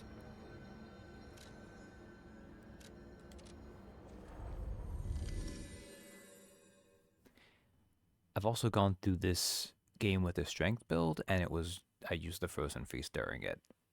It is, I don't know if it's truly the optimal strength weapon, but if you're really good at the game, which I'm not, but if you are, it has some of the best DPS you can get because of its mechanics. So we'll put it on. It'll make us really heavy, I'm sure. Yeah, 71.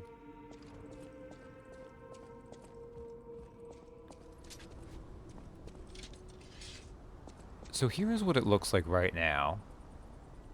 And, like, you look at it and, like, it looks like... don't really play much Monster Hunter, but it... And also it kind of looks like the Fume Knight Ultra Great Sword, too, from Dark Souls. But it just has that thing where, like, it looks like it's just a big, chunky, like... It's just like a rock or a piece of horn or something you're hitting someone with. But... as you use it... you break that off up to 4 times, and you reveal its actual appearance. And your attacks are faster. Need to be bigger for Monster Hunter. That is true. It'd be too small for that. So this is why it has some of the biggest DPS, because if you can keep it up,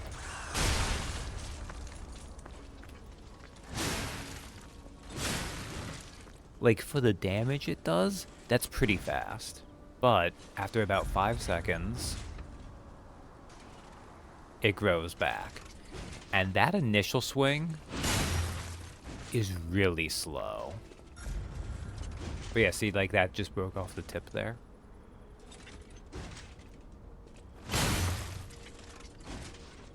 Just the tip. About halfway. Mostly revealed. Fully revealed.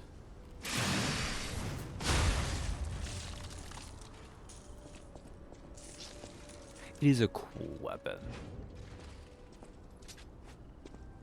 I also just like the idea that it's this, like, it has a time effect going on.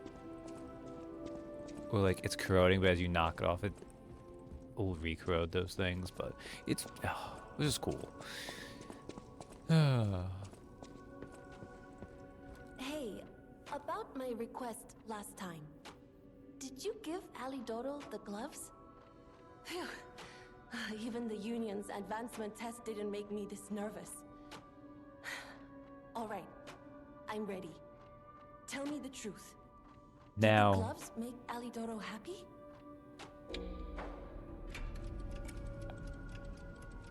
I look. It's not just the fact that's a lie. I don't want to hurt her feelings. What a relief! I'm confident in my weapons, but it was my first time making gloves, so I was a little nervous. Okay, more than a little. Poor girl. Gloves seemed a logical gift because I know he lost a finger. I was there, after all. When the workshop tower collapsed, the Hound lost a finger saving me. We could have starved to death trapped under the rubble if it wasn't for the Hound's sacrifice back then. I don't want to think about it, and yet I can't forget it. I will never repay that sacrifice, even if I spend my whole life trying, but I'm gonna start now. Thanks. I was too shy to give such a gift to him myself. Speaking of gifts, I got something for you. Take it with my thanks. Just a fire abrasive. Feel warmth. Eugenie is a good girl. That Alidoro is an asshole. And also, things are not lining up weirdly. Weirdly. I did that. I have that. Actually, that's all I need to do for that, wasn't it? I don't think there's anything else really. Oh, actually, you know what? Let's just pick up the gold coin fruit while I'm here anyways. Again, I've spent 1 on a side quest. There's like 1 or 2 other ones you spend. But otherwise, I'm just doing this to acquire a resource I'm never actually going to use. But it would really bother me to know that they're growing. Oh, actually, while I'm here, we were told that this tree grows from the effort of listeners. I mean,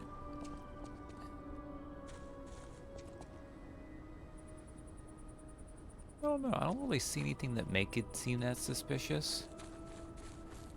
But I might just not be picking up on it. Sometimes I can miss subtler visual clues. Also might just be one of those things where those clues aren't there either. Not everything has to hint at what its true nature is.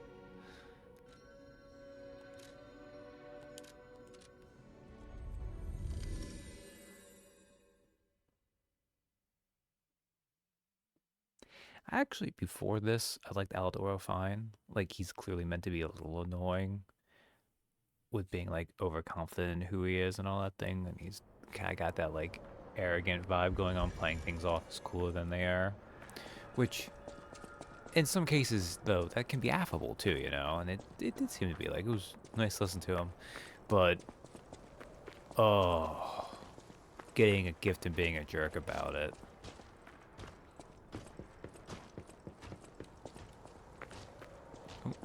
Grab this.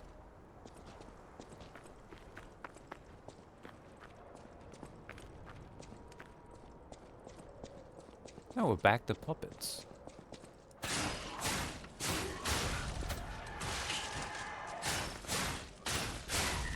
Because I don't notice that dog jumping down.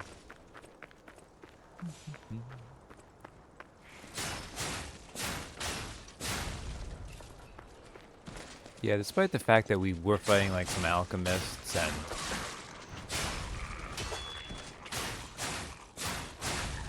it just makes sense that since we're back in a puppet graveyard, the Barren Swamp were there'd be puppet enemies about again. I do kind of like how this game does bounce back between these things. Alright.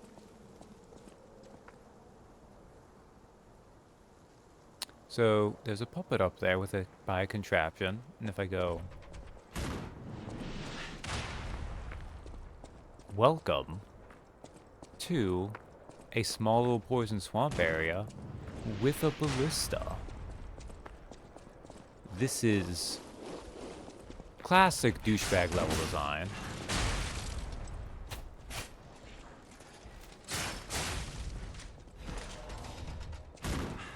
It is not the worst one we will find. It also, in fairness, you can't use it for yourself, so for example.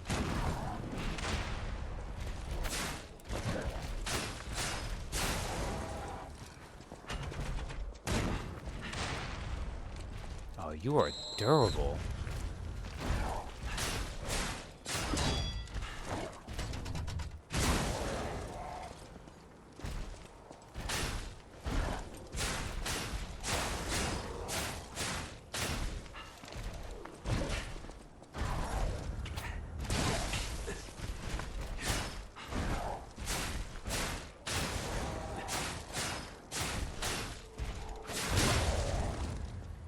Also, this is another one of those police puppets.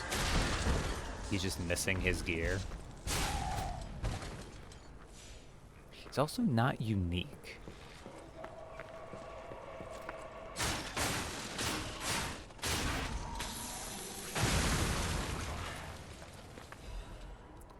There's the exploding dogs I mentioned earlier. I did not notice in time that time. Unfortunate. But yeah, so this is where they introduced this ballista mechanic to us. With a little bit of poison swamp there. But it's something that you can run right to. And you can go hit the guy.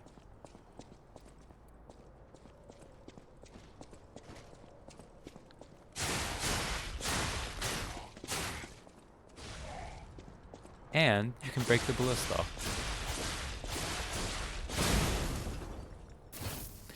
The dude will respawn, but the ballista will not. It'd be really annoying if they did this again, but it would be impossible to reach the ballista in a timely manner.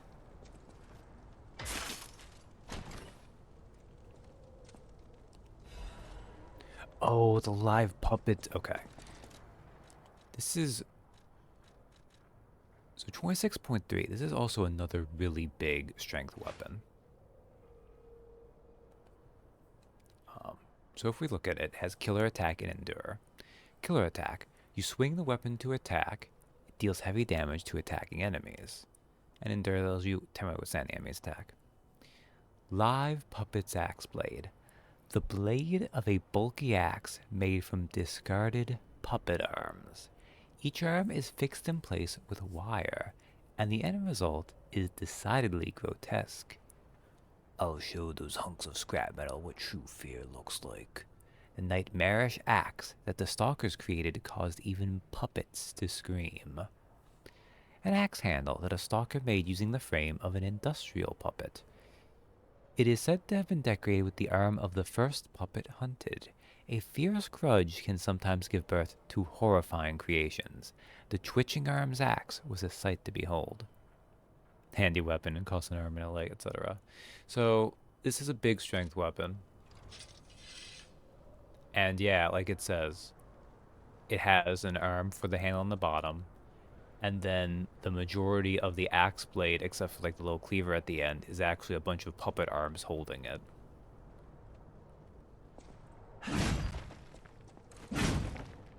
It is a big strength weapon.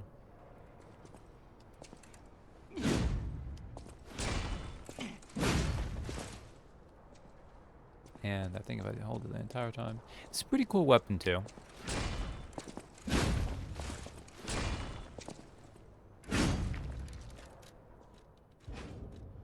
I think it suffers a little bit from like, well, it is big and flashy. The Frozen Feast. Like, the Frozen Feast isn't as inherently flashy, I would say. But like, its gimmick is very cool. And I like the crystal look of it a little bit.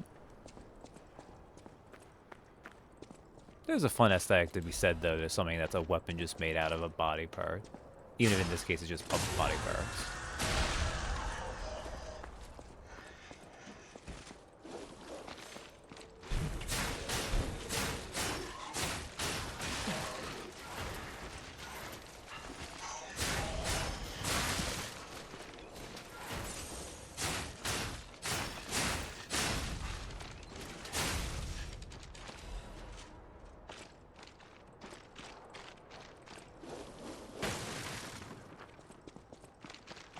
But this part of the game is a good moment where, like, if you favor strength, this gives you a couple prime examples between the Frozen Feast and then that.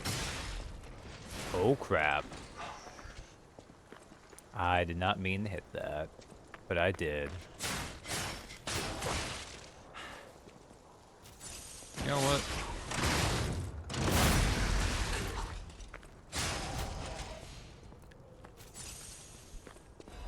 Now,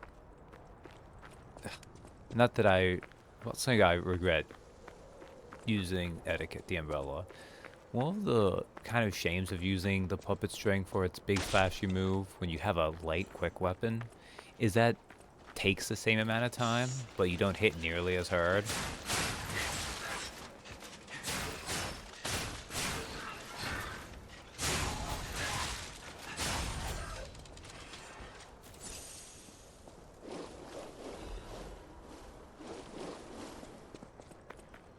That said, I think with this...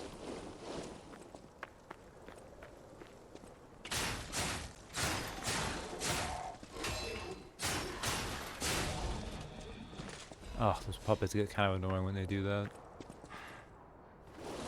The lack of staggering is regrettable. And we have another one of these guys.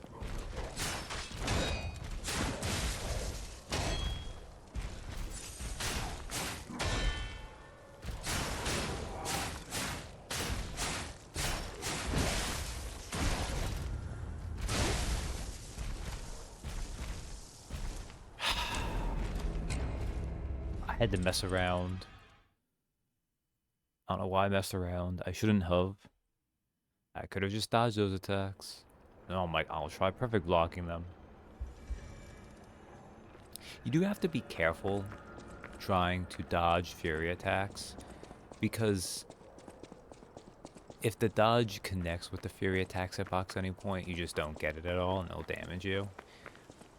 But of course, most of the Fury attacks, if you are in the right position, they're pretty easy to dodge. Also, another thing you need to be careful of is any level that has traps. You have to watch yourself because Death Ergo.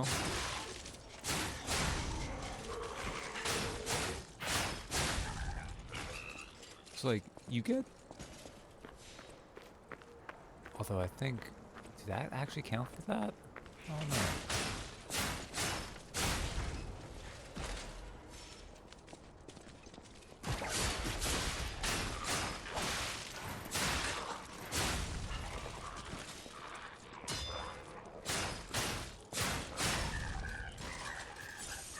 That might have been risky.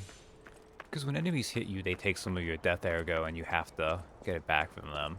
But traps also take your Death Ergo and you can't kill traps to get it back, so... Yeah.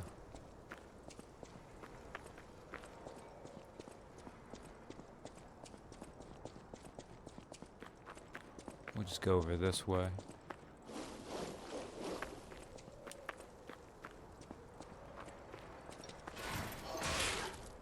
That should not have hit me. He had some wonky hitboxes.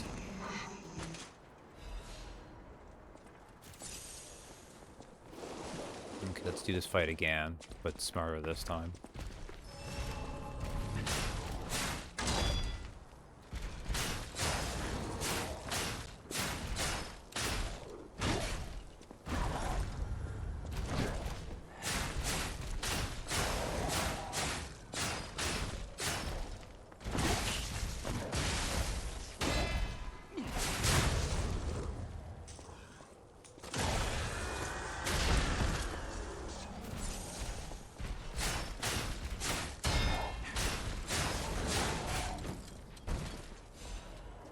Alright, there we go.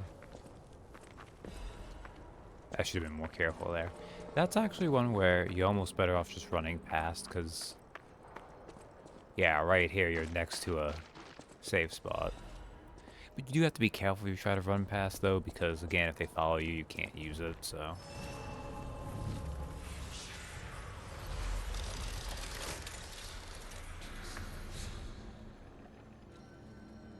Alright, let's actually, while we're here, switch this back to lightning.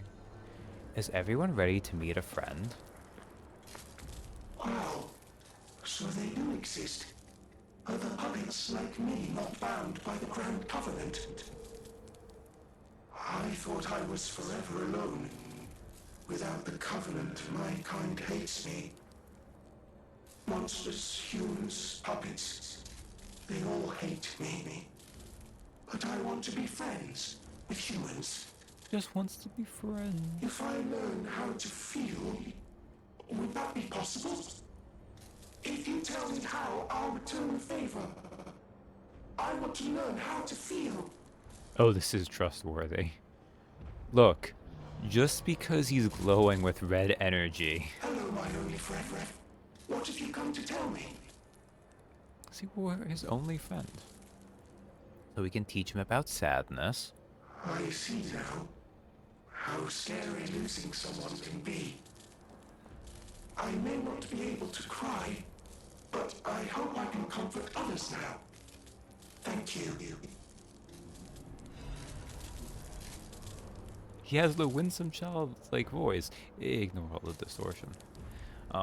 Fun fact, on New Game Plus cycles, because this is based on gestures, you can actually just do all of it at once because you have the other gestures he needs. It's, I think, 4. What have you come to tell me? Also, saying hello, my only friend is...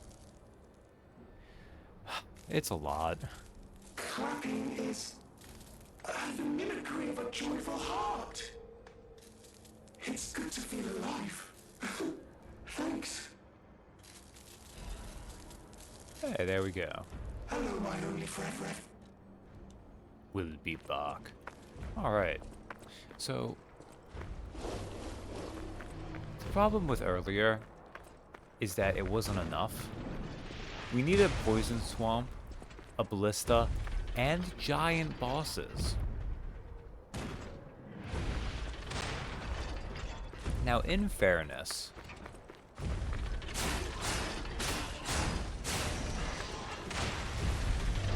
the ballistas are actually not all that bad because they can damage these for you.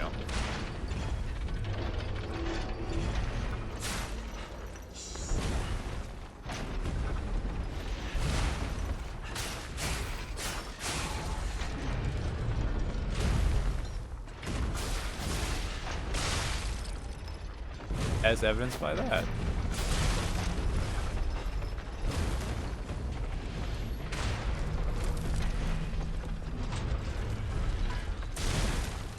Ooh.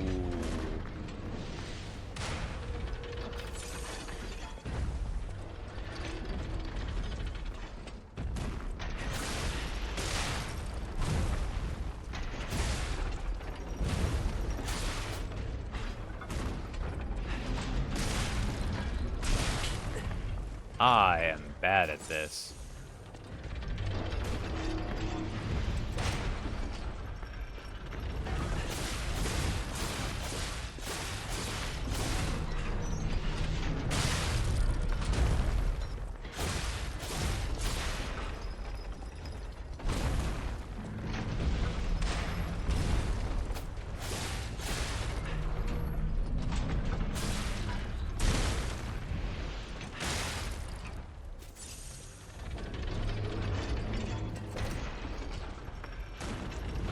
Also, as if this wasn't annoying enough, you may notice that Manad's lamp keeps becoming red.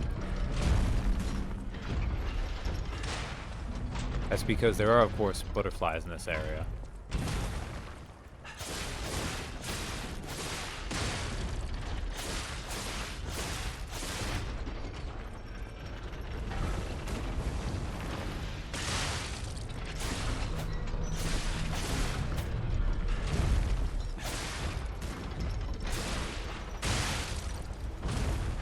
Oh, let's heal up. Be careful.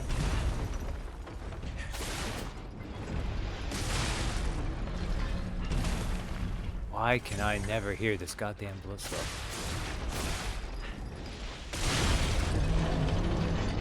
There it goes. Thank you. Thank you.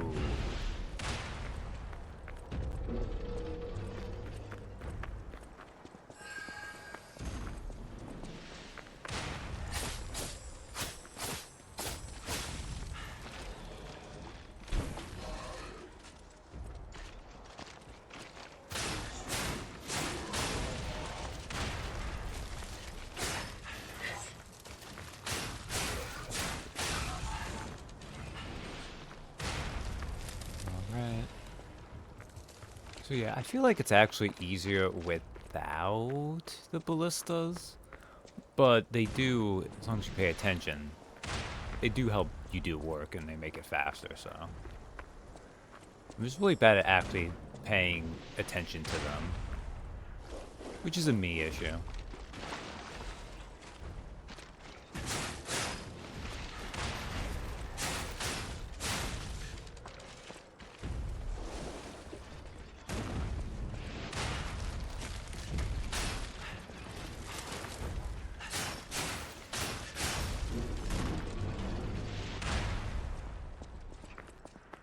Also, there's these boxes here which they break.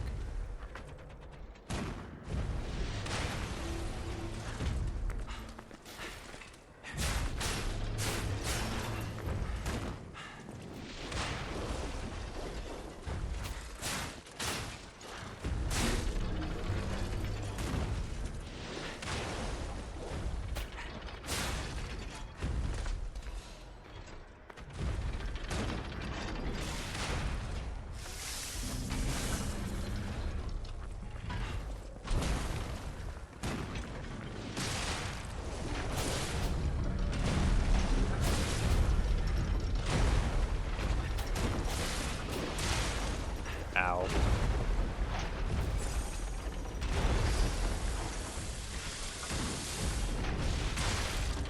Oh, why'd I completely miss that?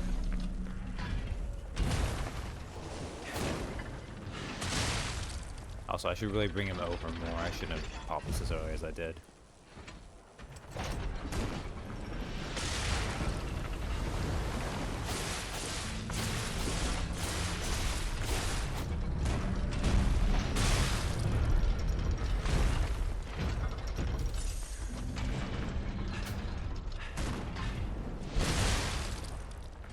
Oh, Bliss's damage there at least.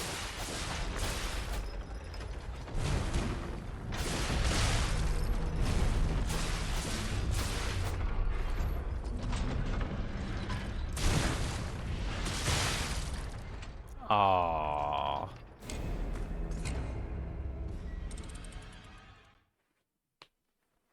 Like, it's not that hard, but I'm just bad at differentiating between the sound cues of the ballista firing.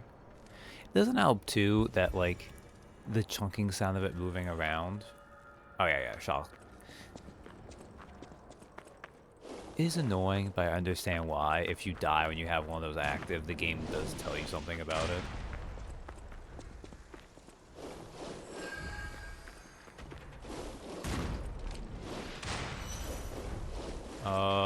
As much as I want you, Butterfly, let me get this first.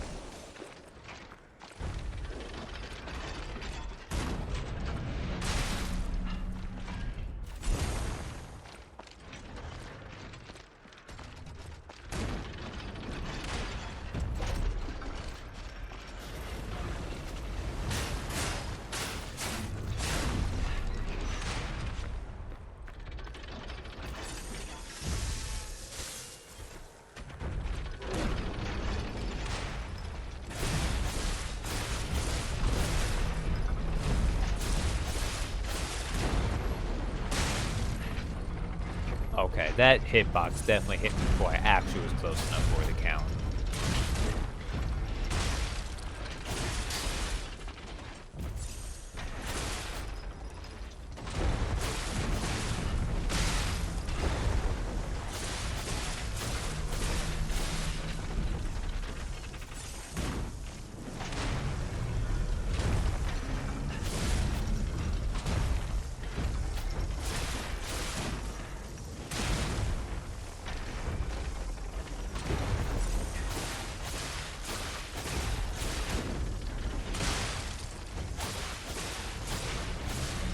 Right.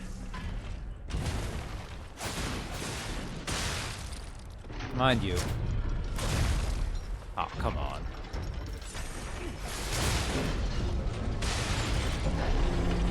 It does make sense.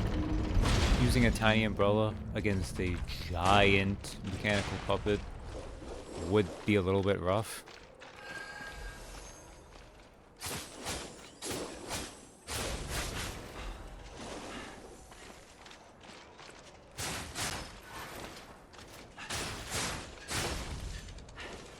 Anyways, at least I'd finish that off.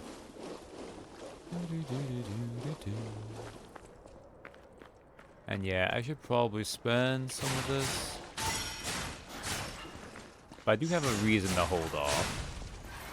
Because if I recall correctly, it comes up in this box, in fact. Although I might be misremembering.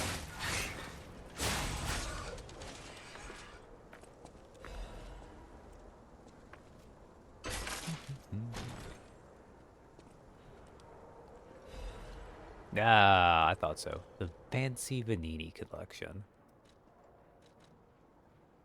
A Fancy Vanini Collection. A Pulcinella stocks additional new product. I think this is actually the same as the other one. It was called exclusively luxury. So luxury items. Yeah, I'm pretty sure that the supply boxes and the Vanini collections actually have the same box for each one. Which is weird. You'd feel like they'd be different. But, yeah, it's their game.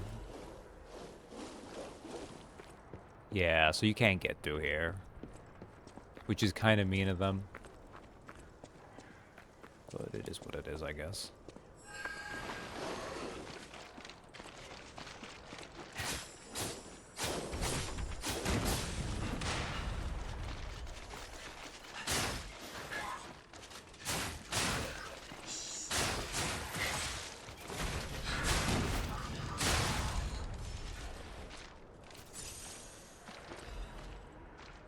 Alright. I think with that it's worth going. That was another one. Where are you? This way? This way.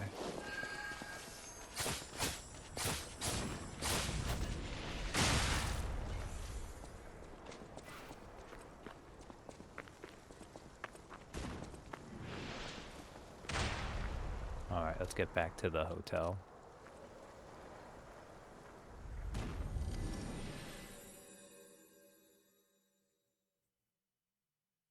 Okay. I was worried for a second the game was gonna crash there. Because that ballista looked like it impacted like right when the teleport was happening.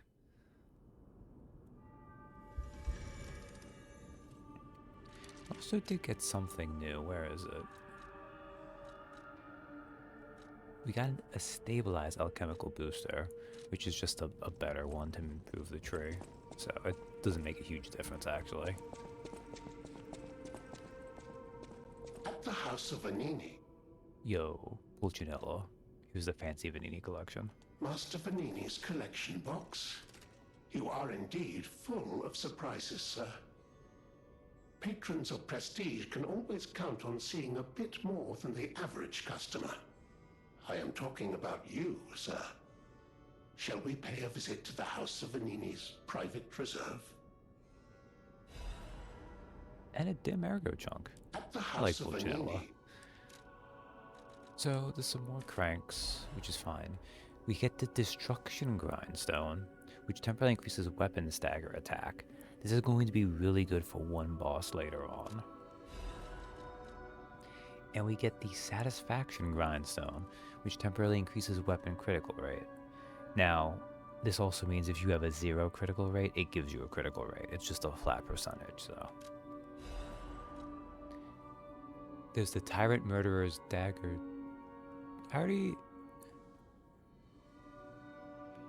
read that. I guess I didn't buy it. I just read it. Okay. And there was also the Pistol Rock Drill Blade. Grind increases critical hit chance temporarily. And Furious Stab Forward. You stab enemies in front of you. Hold down the attack button for repeated stabbing attacks. If held for a certain time, it triggers a strong finishing attack. Pistol Rock Drill Blade. A rock drill blade made by Vanini Company. The tip is coated with an alloy that makes destroying even rock easy. Ergo mining has been the central interest of Kratz technicians for decades. No matter how much they mined with their various tools, the ore never ran dry. A rock drill handle made by Vanini Company. When the trigger is pulled, the piston joint vibrates the blade and increases its destructive power. The workers who suffered pain from the rock drill's strong recoil complained. In the end, this led to the Ergo mine worksite being occupied by miner puppets. And then we get the next level of the liners. The Transformation Amulet, Advanced +4. Change is the start of progress. Puppets are no exception, as they must possess a variety of means at their disposal to respond to variables. And we have the Blue Guardianship Amulet. The girl from the Monad family felt the puppet's pain and it made her sad. She made a special amulet to help the dying puppet recover. That increases your max amount of HP, stamina, and Legion, which is pretty decent. Since it gives you Legion and not like carrying capacity, I wouldn't say it is as good as like the Ring of Favor and Progress, but it has its uses. Speaking of though, while we're here, let's just upgrade. Yeah, we'll just upgrade this one. These, however, are upgraded, so.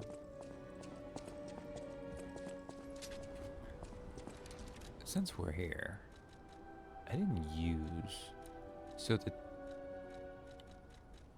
where is it here? The, Pirate Murderer's Dagger is just a dagger. It's just a knife.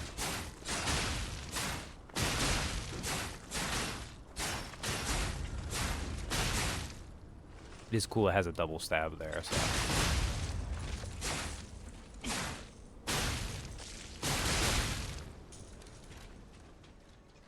And then, probably more cool would be the pistol rock drill.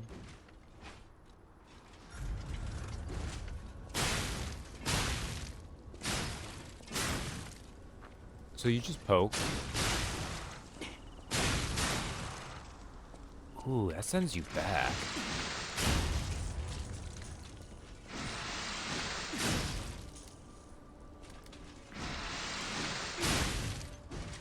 And if I...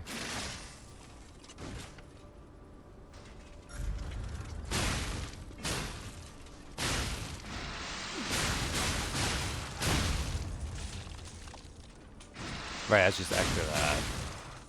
Oh, but if you hold it, okay.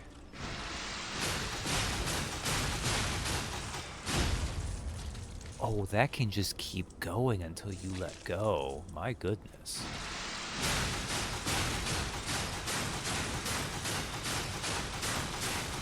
Just keep drilling and drilling and drilling. And this was the other one.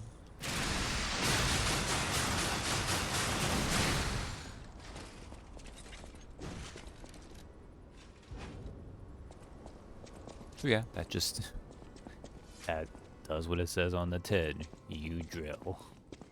It breaks through rocks, it can break through people. Whatever choice you make, I shall wait for you. Drills always rule. It's pretty cool. You can just pierce the heavens through a bunch of enemies. Oh yeah, we'll just drive up capacity some.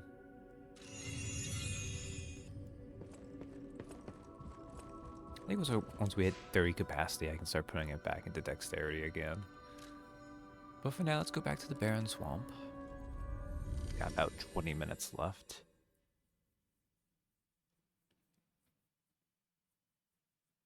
I think I can get to an annoying area. Ooh, actually, yes. No, I know the part that's coming up next. I want to get rid of this ergo. There's one more thing I want to do. So there's a bunch of stuff in this area. There's the Vanini collection. There's those 2 quartz dropping. Oh, I need to improve my quartz collection.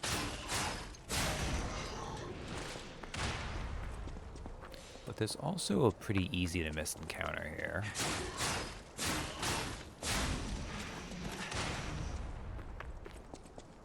Because there's this like little hut over here.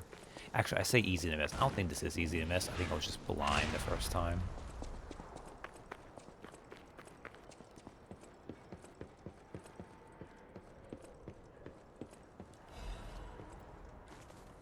Because in this little hut,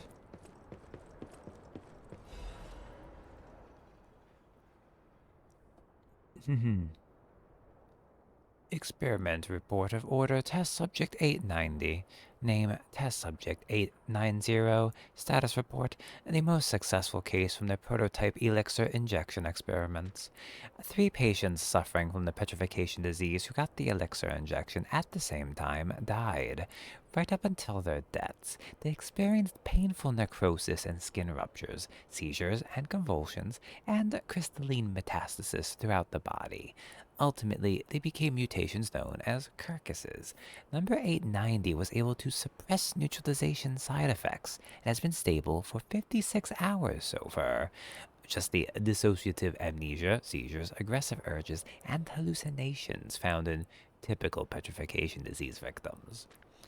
Personal opinion, I confirm that the Order's proposal to take a stalker with verified physical abilities as a sample is very effective. The sample extracted from subject number 890 is estimated to help the elixir development in the next step. Sister Adriana, who will receive the next baptism, is expected to be able to fulfill the Order's wishes. Wake up, evolve, ascend. We, the Reborners, will prepare for the birth of God. That was a weird note to find out here in the middle of nowhere. Oh, hey, look, there's a random dude here. I am not number 890. Name, Precious, Forgotten. Ah, this must be quite an urgent patient to seek out my humble abode. Oh, he's a doctor. You are still breathing. I must treat you quickly. Krad cannot have any more live patients. Trust me, it's better this way. 'Tis far nobler to die as a human. Oh. He means he's gonna try to kill us. No vital signs. You must be dead. I'll dispose of you properly.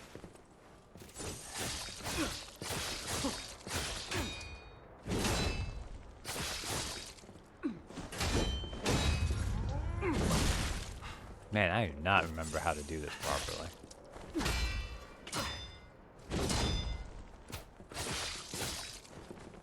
In my judgment as a doctor, all should end while they're still humans.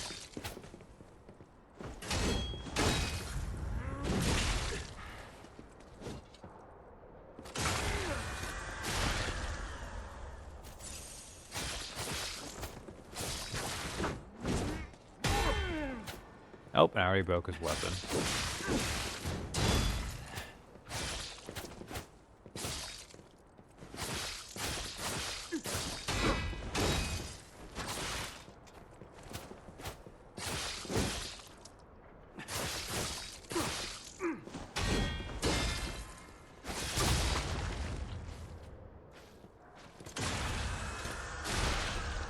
Now, I think his medical opinion might be a bit overrated.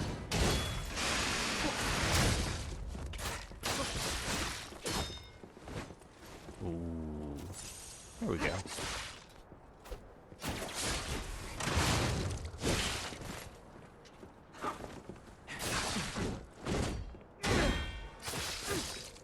I remember now.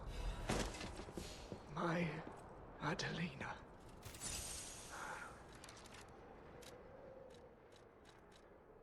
Adelina being either it was a different one or he meant Adelina Corday. Not quite sure. The Owl Doctor's Mask. The mask worn by the Owl Doctor is the mask of one who had a name up until his final moment, but was forgotten in the end.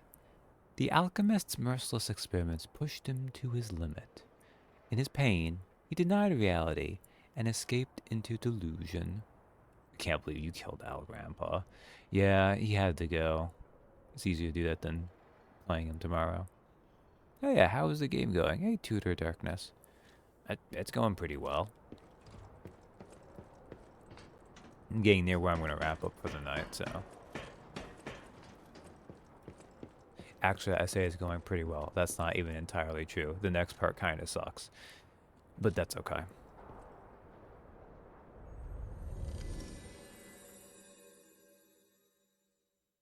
The cat tolerates us. That is all that matters. Yes. I do wonder sometimes if they should have put a interim phase between like the cat hates and hisses at you versus this second phase where it will like rub up on you and purr. But because they make it just that stark difference, it really makes it pop when the cat does finally like you. Okay, let's level... Oh, I need 600 more, okay. We'll pop 2 of these. Whatever choice you make. Yeah. It takes... So I have to assume part of it is like you see...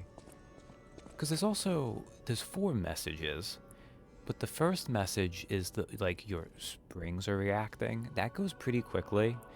And you have to be pretty far until you can hear the ergo whispering before the cat reaches its phase 2. So there's a little that way. But I guess the idea is maybe you think to look back at the cat eventually, if you do see it the first time mad at you, when you do reach that point. And you're like, well, it keeps saying it's changing, so. We're now on message 3, which is you feel warmth, but we're still on phase 2 of cat. Anyways, I spent all my ergo there because the next section has some annoying bits where it's easier to not have to care about ergo if you die.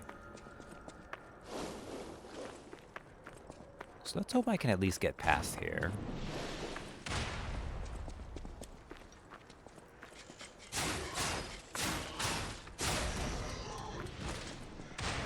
Also, I missed an item in this swamp. Good old cluster grenade.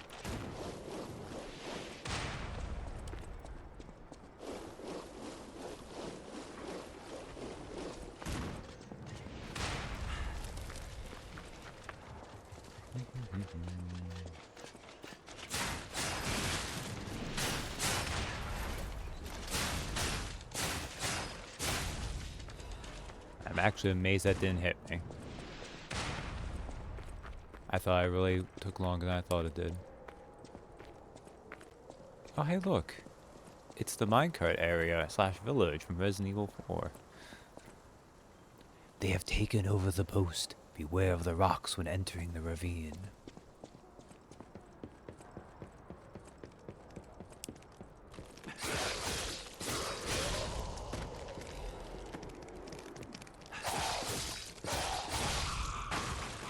So we're back to carcasses for a little while.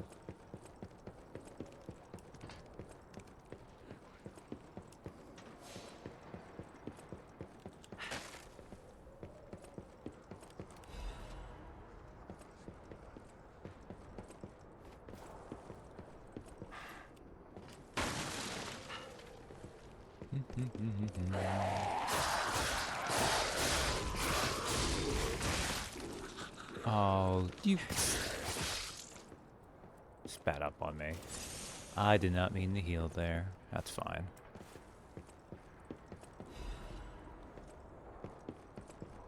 Oh, let me be careful. I think I can go up here.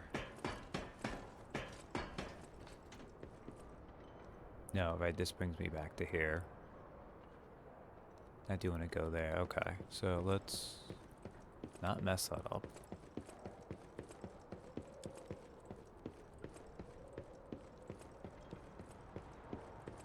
And then, of course, it has an exploding gunpowder one, so...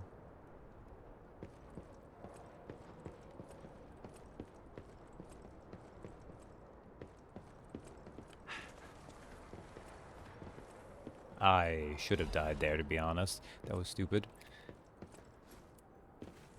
Okay. Now we need to go down and around.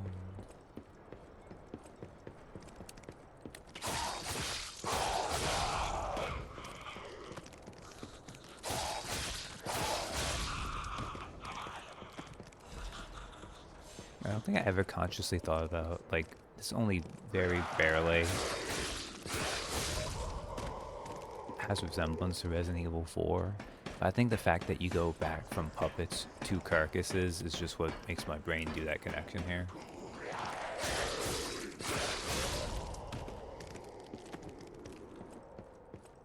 Not that Resident Evil 4 has zombies technically. The Nanos are a little bit different, but you know.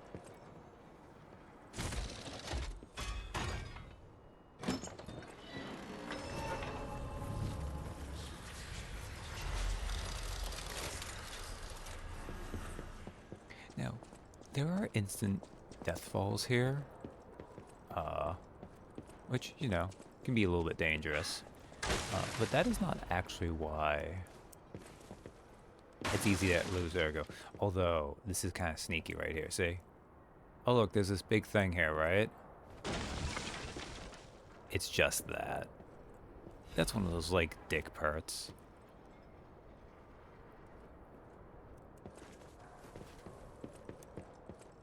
But, you know, if they get you the first time with it, it's goofy, but what you gonna do?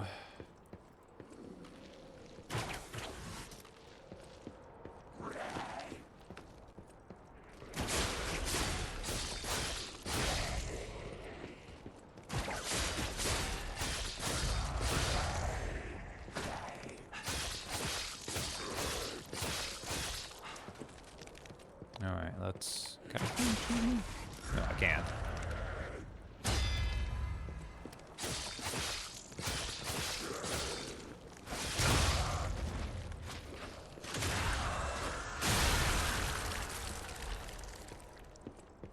Alright, good. That was actually a little bit more reckless than I need to be. I thought for a second he really had got me to an edge I would die on.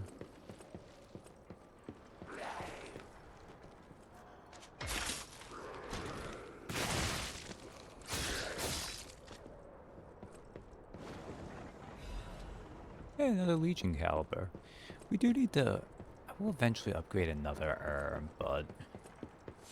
So happy with the puppet string. Also, I forgot to spend my quartz. I'll do that next time. This is why I didn't want Ergo.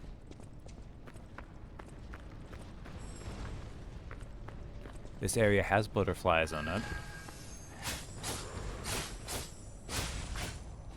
And it has the puppet ball.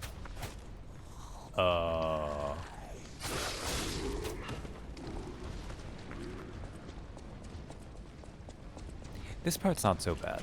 This one, they give you more time than you really need. It's more this section where it gets a little bit dodgy.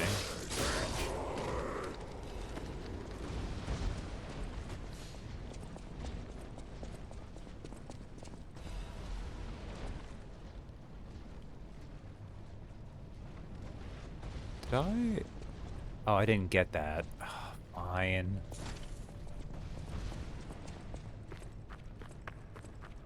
Oh, that might have been a mistake. Oh, it's only an attribute resistance ampule too. Ugh, whatever.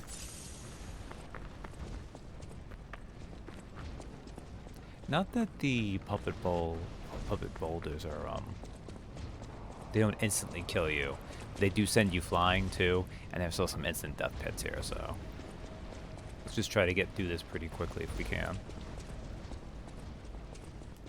And let's...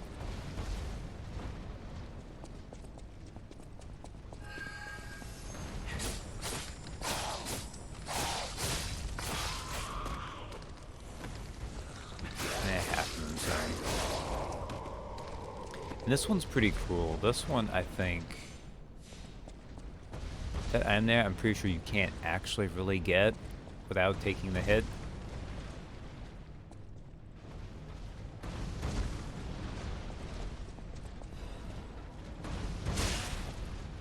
Yeah, and then it knocks you down there.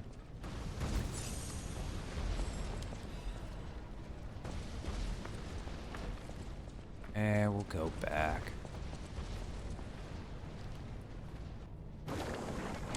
Right. That's a death pit. I knew there was something I was forgetting.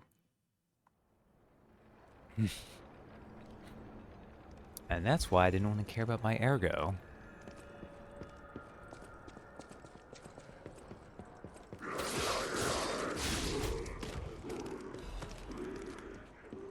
Also, well, yeah, it is amazing. I think this just does do... I think the puppets just resist pierce damage more. Oh, or maybe not, actually. Oh, well. Weird confirmation bias thing, I think.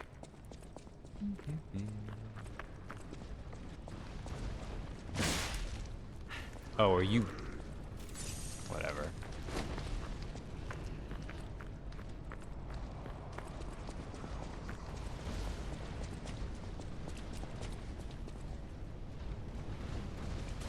Oh, the other thing at play, too. If the boulders hit me and I take damage... Again, I can't kill them, so I can't get that ergo back, which is why I don't want to care about it. I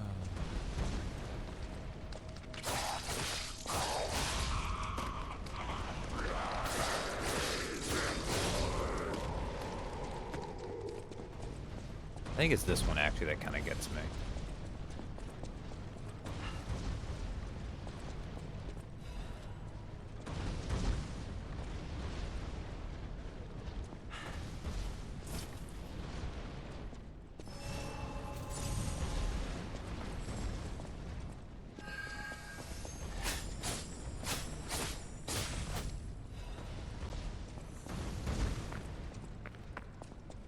Alright, there we go.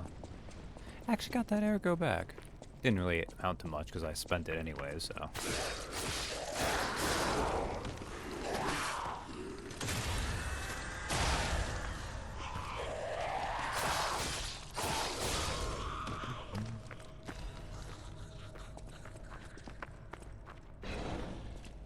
There's another random bear in here.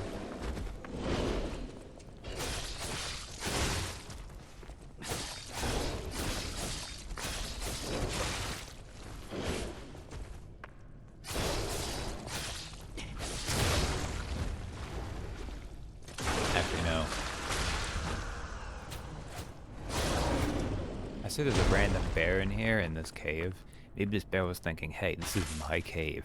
You're a random human-looking puppet. Oh, the Arch Disruption cartridge. Nice. Don't actually need it here, but, you know, better to have than need not than to need and have not. Oh, okay, we've gone past that part. So thank goodness for that. Oh no!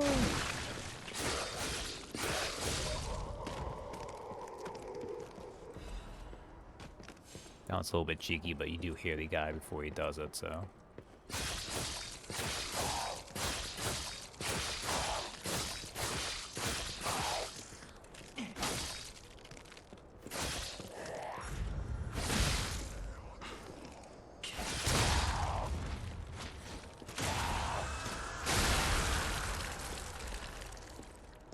I still unlocked that one, which was kind of rude, but sometimes you just don't want to have to deal with it. Alright, what's in here? Ah, the City Long Spear. Okay. So it has single stab and concentrate, which we've both seen. A spear blade fashioned in a hurry from a broken fence, the uniquely splayed spear blade is surprisingly effective. The long spear that the people made in haste was crude but effective. The artist Bastian remarked that it was a work of art that represented the city of Krat. City long spear handle. A spear handle made out of a signpost support. The marks signifying the location have faded to the point that they are unrecognizable. Short on weapons, the citizens quickly started to make weapons out of city property. It was like a mini diorama of Krat. So yeah, just a signpost weapon.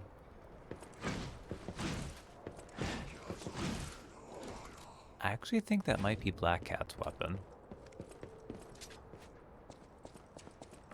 Because then you think you have that, but you have the woods, but then they have another one of those little Pinocchio guys. Actually, no, this is the first time we're facing one, I think, actually.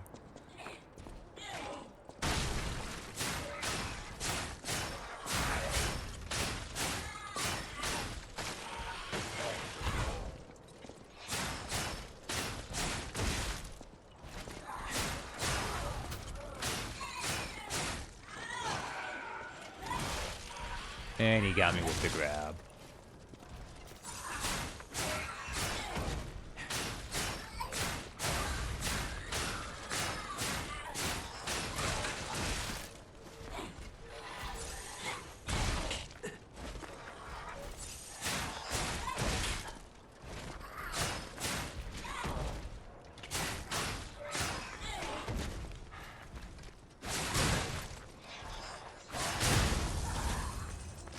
Just die, me.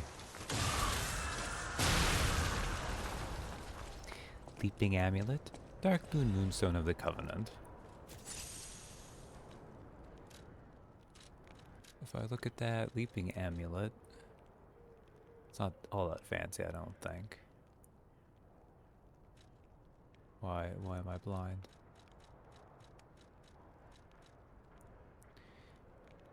It increases max stamina. A workshop craftsman with an interest in running entered a puppet into a marathon. Obviously, the puppet did not win any medals.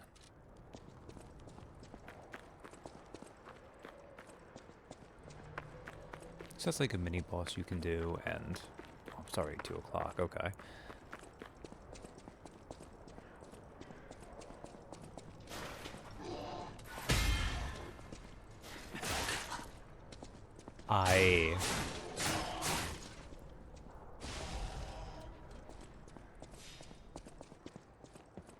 That is the first time I've fallen for that puppet's ambush.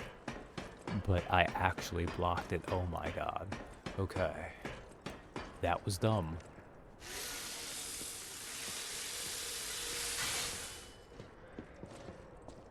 Anyways, we can finally get revenge for the stupid ballista.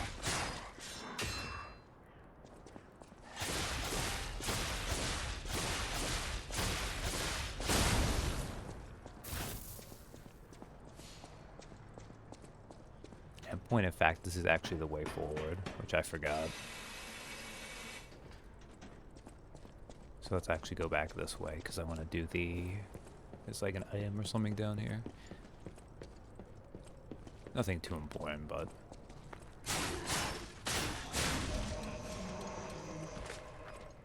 Also, you can finally open this way.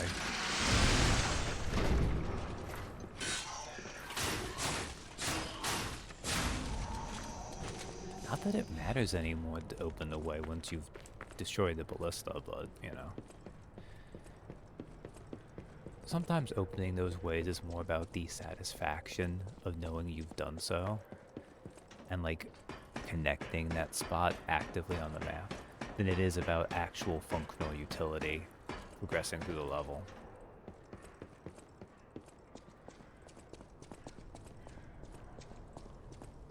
At least that's how I feel about it.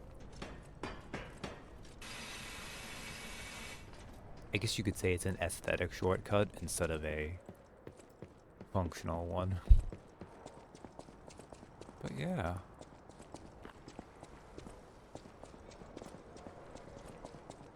We made good progress. Whoa! An earthquake! That came from the direction of Krat Central Station. Oh, this could be bad, pal. Really, really bad. Yeah, that's... Yeah, I'm sure that's fine. Oh, this is fine. I forgot, because of the ballista earlier. I died. I think that was the only death I missed so far. God, Nah, I don't know if I can trust that death counter. I do have to wrap up here, but we'll have someone to talk to next time. He's wearing a dog mask, which is funny, and we're actually near the end of the Barren Swamp. The boss is right over there.